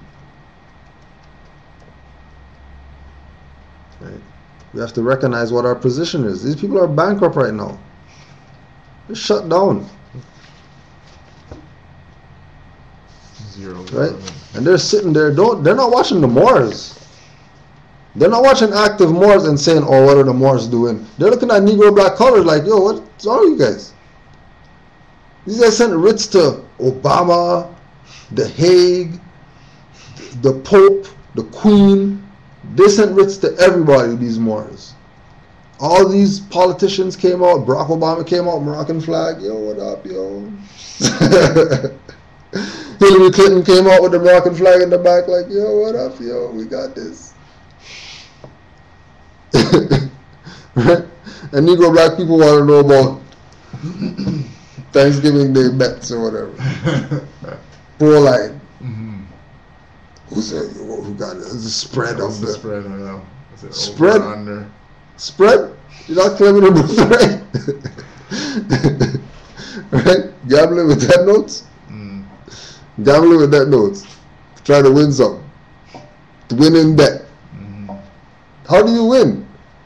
Yeah, you won $1 million. Oh, Dead notes. This sucks. This sucks. I don't want it. Right? Fiduciary obligations, page 14. Fiduciary? Fiduciary. Fiduciary.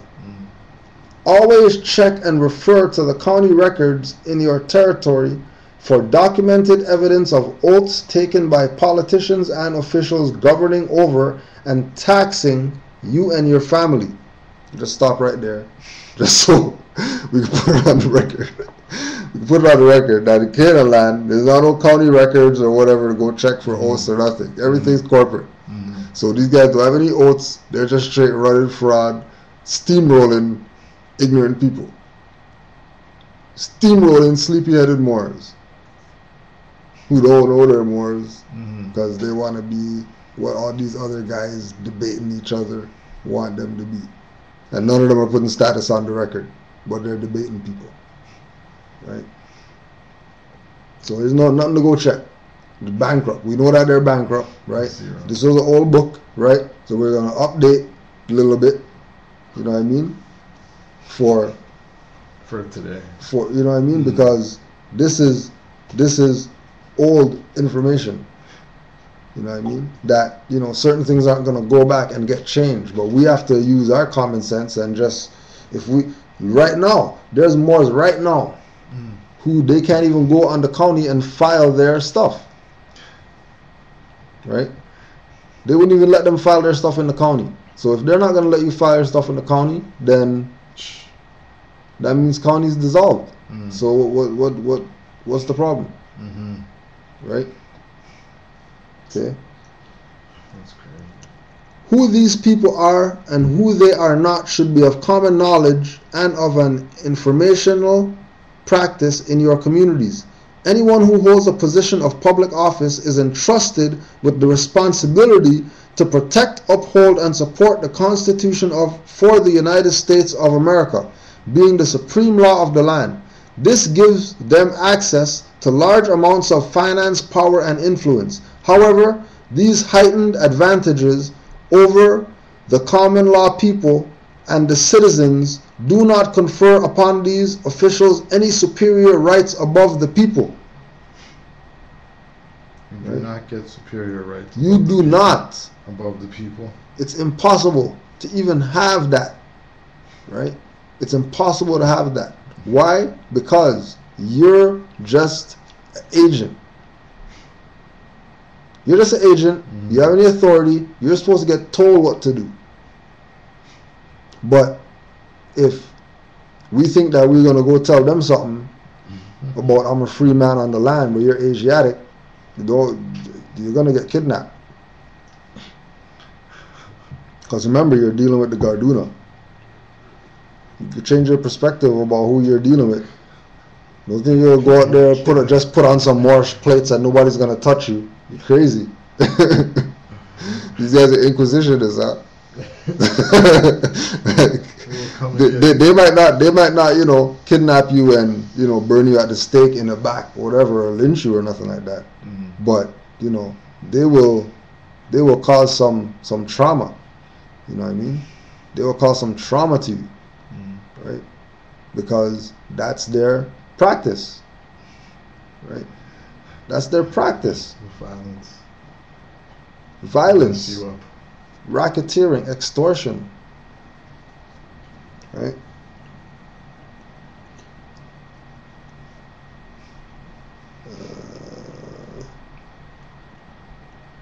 This gives them access to large amounts of finance, power, and influence. However, these heightened advantages over the common people and the citizens do not confer upon these officials any superior rights above the people. Oaths are taken by the persons so obligated to serve in their office with honor, integrity, and with good behavior.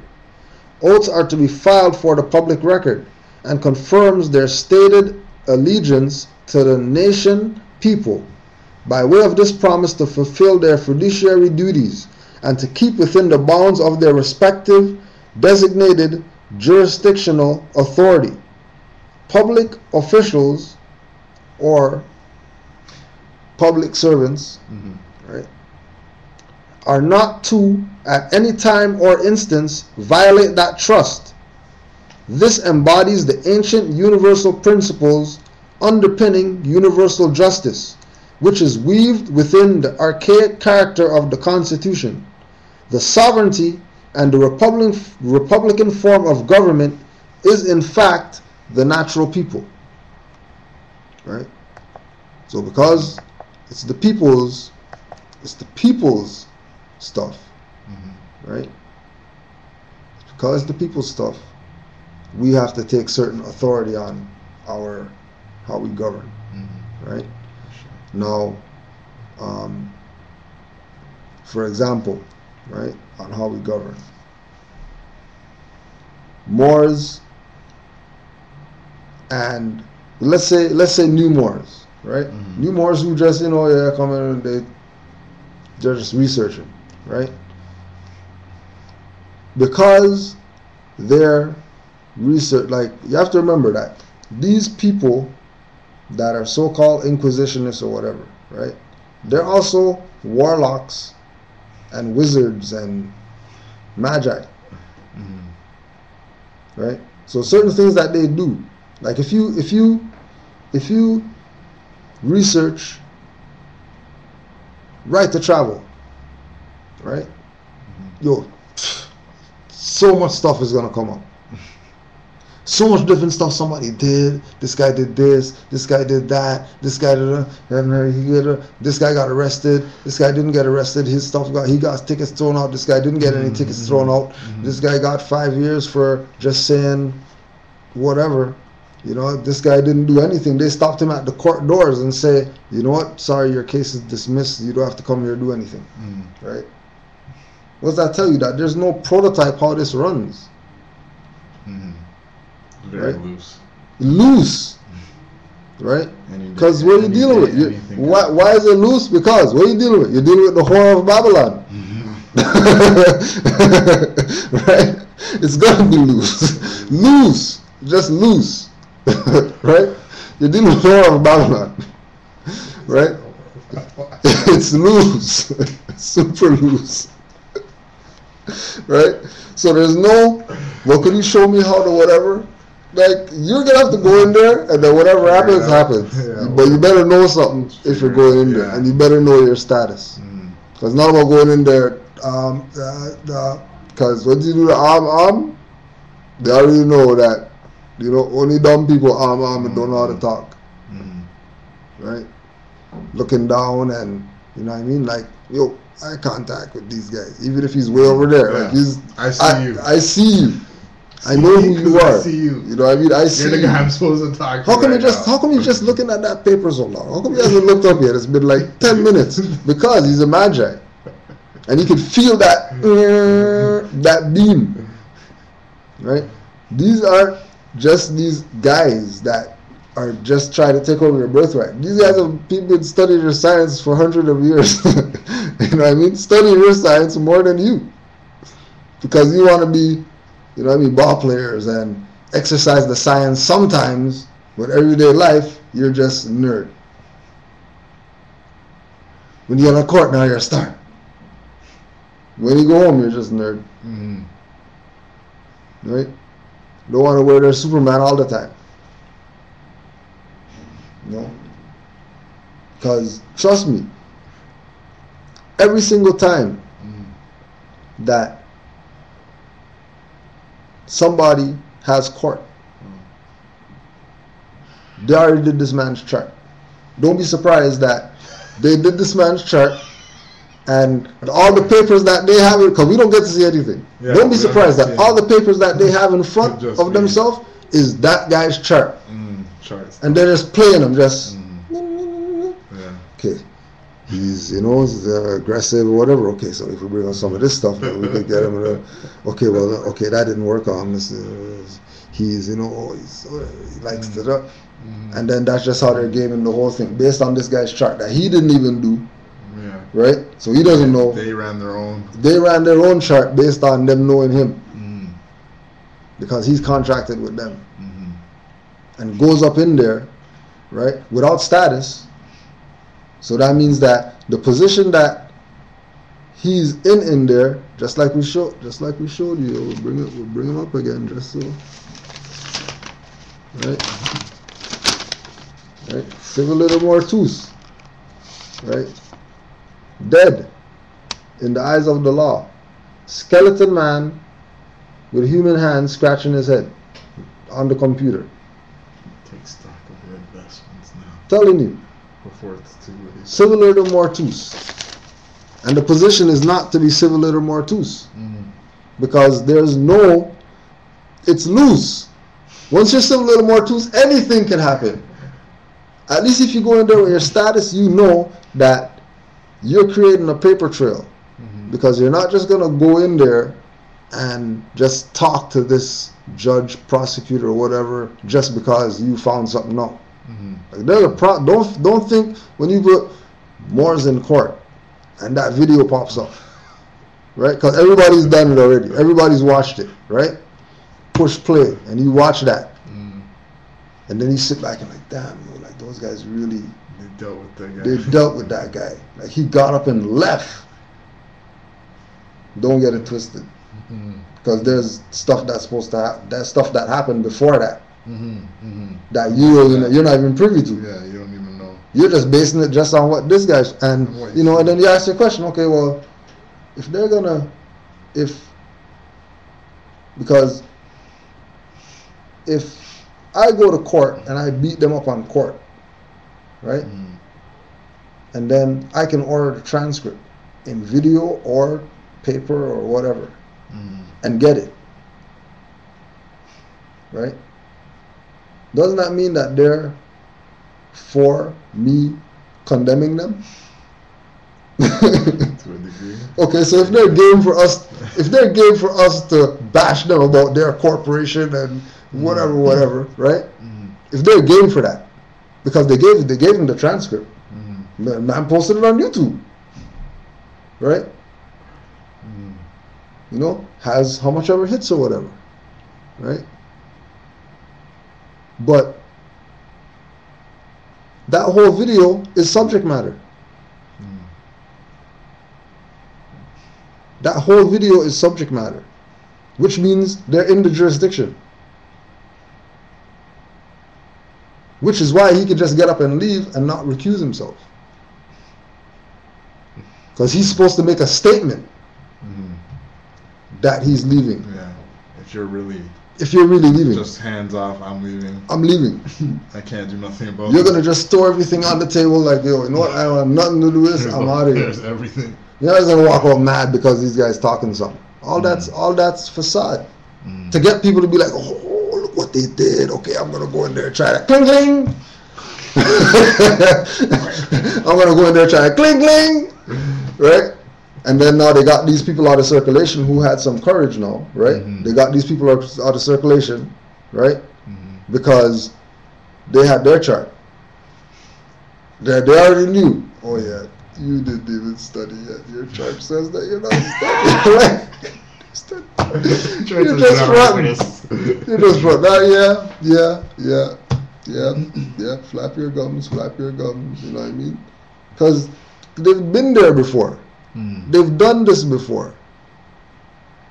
These are the Inquisitionists. These aren't some Europeans that, yeah, we're just going to be government. We just came here yesterday. Like, they've been doing this for hundreds of years, thousands of years. They're masters. So are we going to be masters, or are we going to keep sleeping? Right? And don't get me wrong. Nothing's wrong with questions. You know what I mean? Nothing's wrong with questions. But we tell Moors all the time that if you have a question, try to find the answer yourself before you go ask questions. Because majority of what Moors know, they're going to answer all their questions that they have. And we're talking about Moors that, 2 years, 1 year in. If they do 1 year, 2 years of study, that they study, you know what I'm saying? Yo,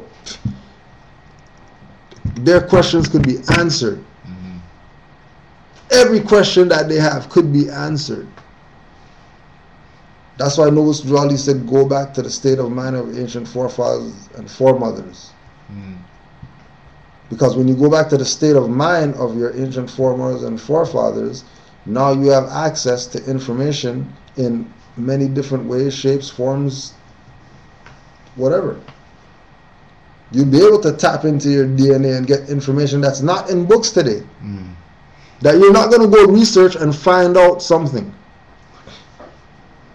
You know what I mean? Certain topics, like, they burnt books.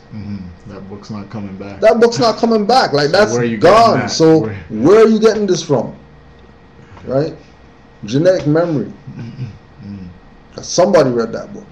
And if everybody's connected because of Lucy or whatever, then that means everybody's DNA is connected, and we should be able to link with anybody at any time. In the movie The Hangover, they go back to the monastery, and the Buddhist guy is like, I can't help you.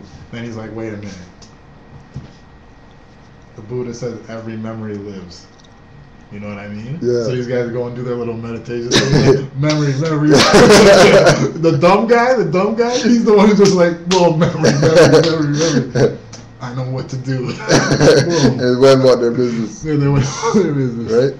You know what I mean? You know what I'm saying? So Moors who are new, because, it's 902, but Moors who are coming into this new, trust me, right?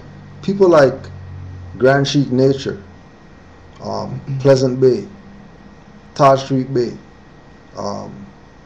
Moors who did jail time, standing on birthright, and they're out right now, still on it, that should show you something. Moors who did jail time, Alim Bay, Moors who been in the cell,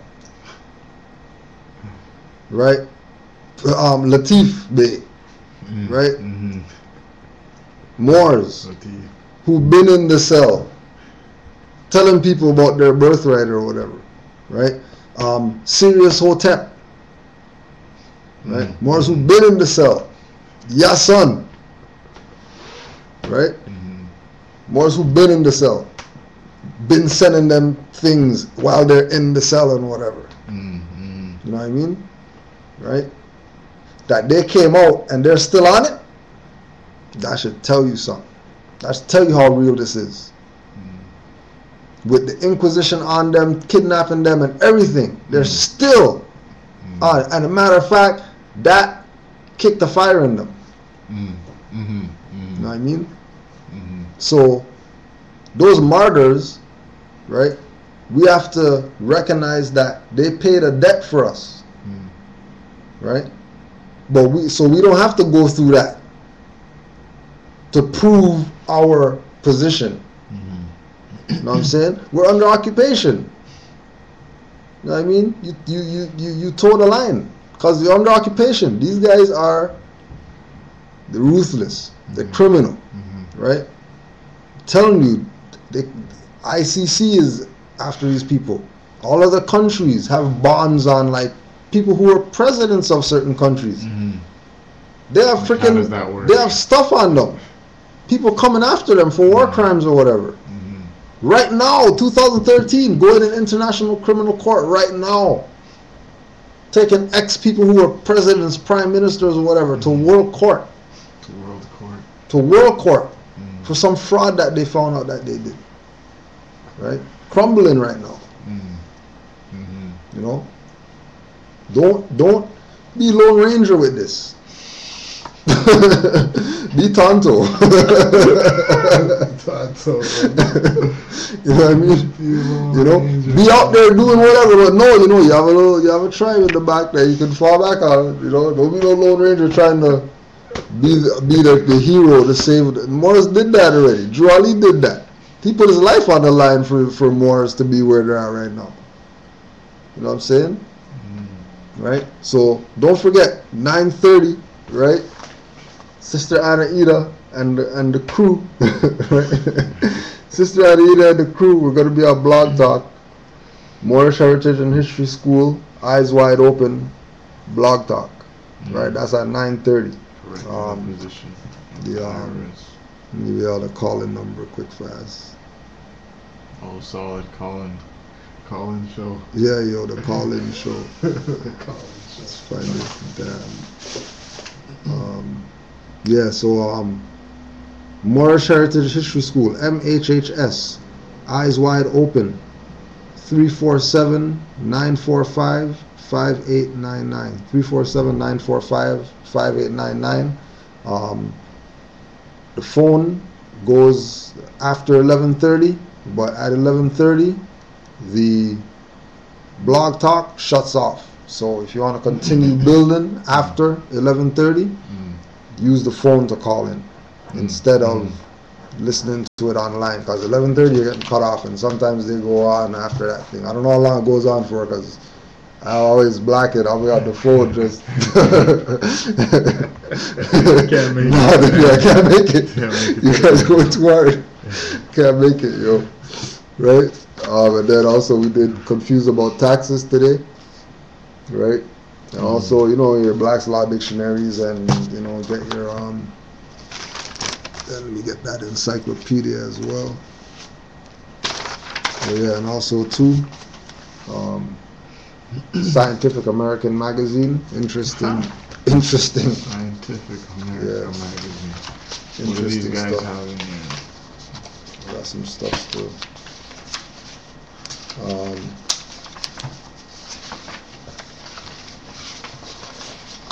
Because you know we gotta make sure that we give you all your references, because you know we're not Malachi York or referencing our own stuff. That's unfair. Reference your own stuff. That's very unfair. The Gale Encyclopedia of the Unusual and Explained, right? So Islam to all the Moors online. We had about I think like a 12 to 9 or whatever fluctuation tonight. Okay. Islam to all the Moors in the chat. You already know. Deceased in the eyes of the law, right? You know how we do it. And honors to all the active Moors. You already know. You know what I mean? Big up yourself. And don't forget to know thyself. Street credit nobility. We're keeping it. Keeping it Moorish. 5 on the left, 2 on the right. Allah, the Father of the universe, Father of love, truth, peace, freedom, and justice. Allah is my protector, my guide, and my salvation, by night and by day, through His holy prophet, Noble Drew Ali. Islam, Hotep, Shalom, peace. Peace. Peace, fam. Namaste.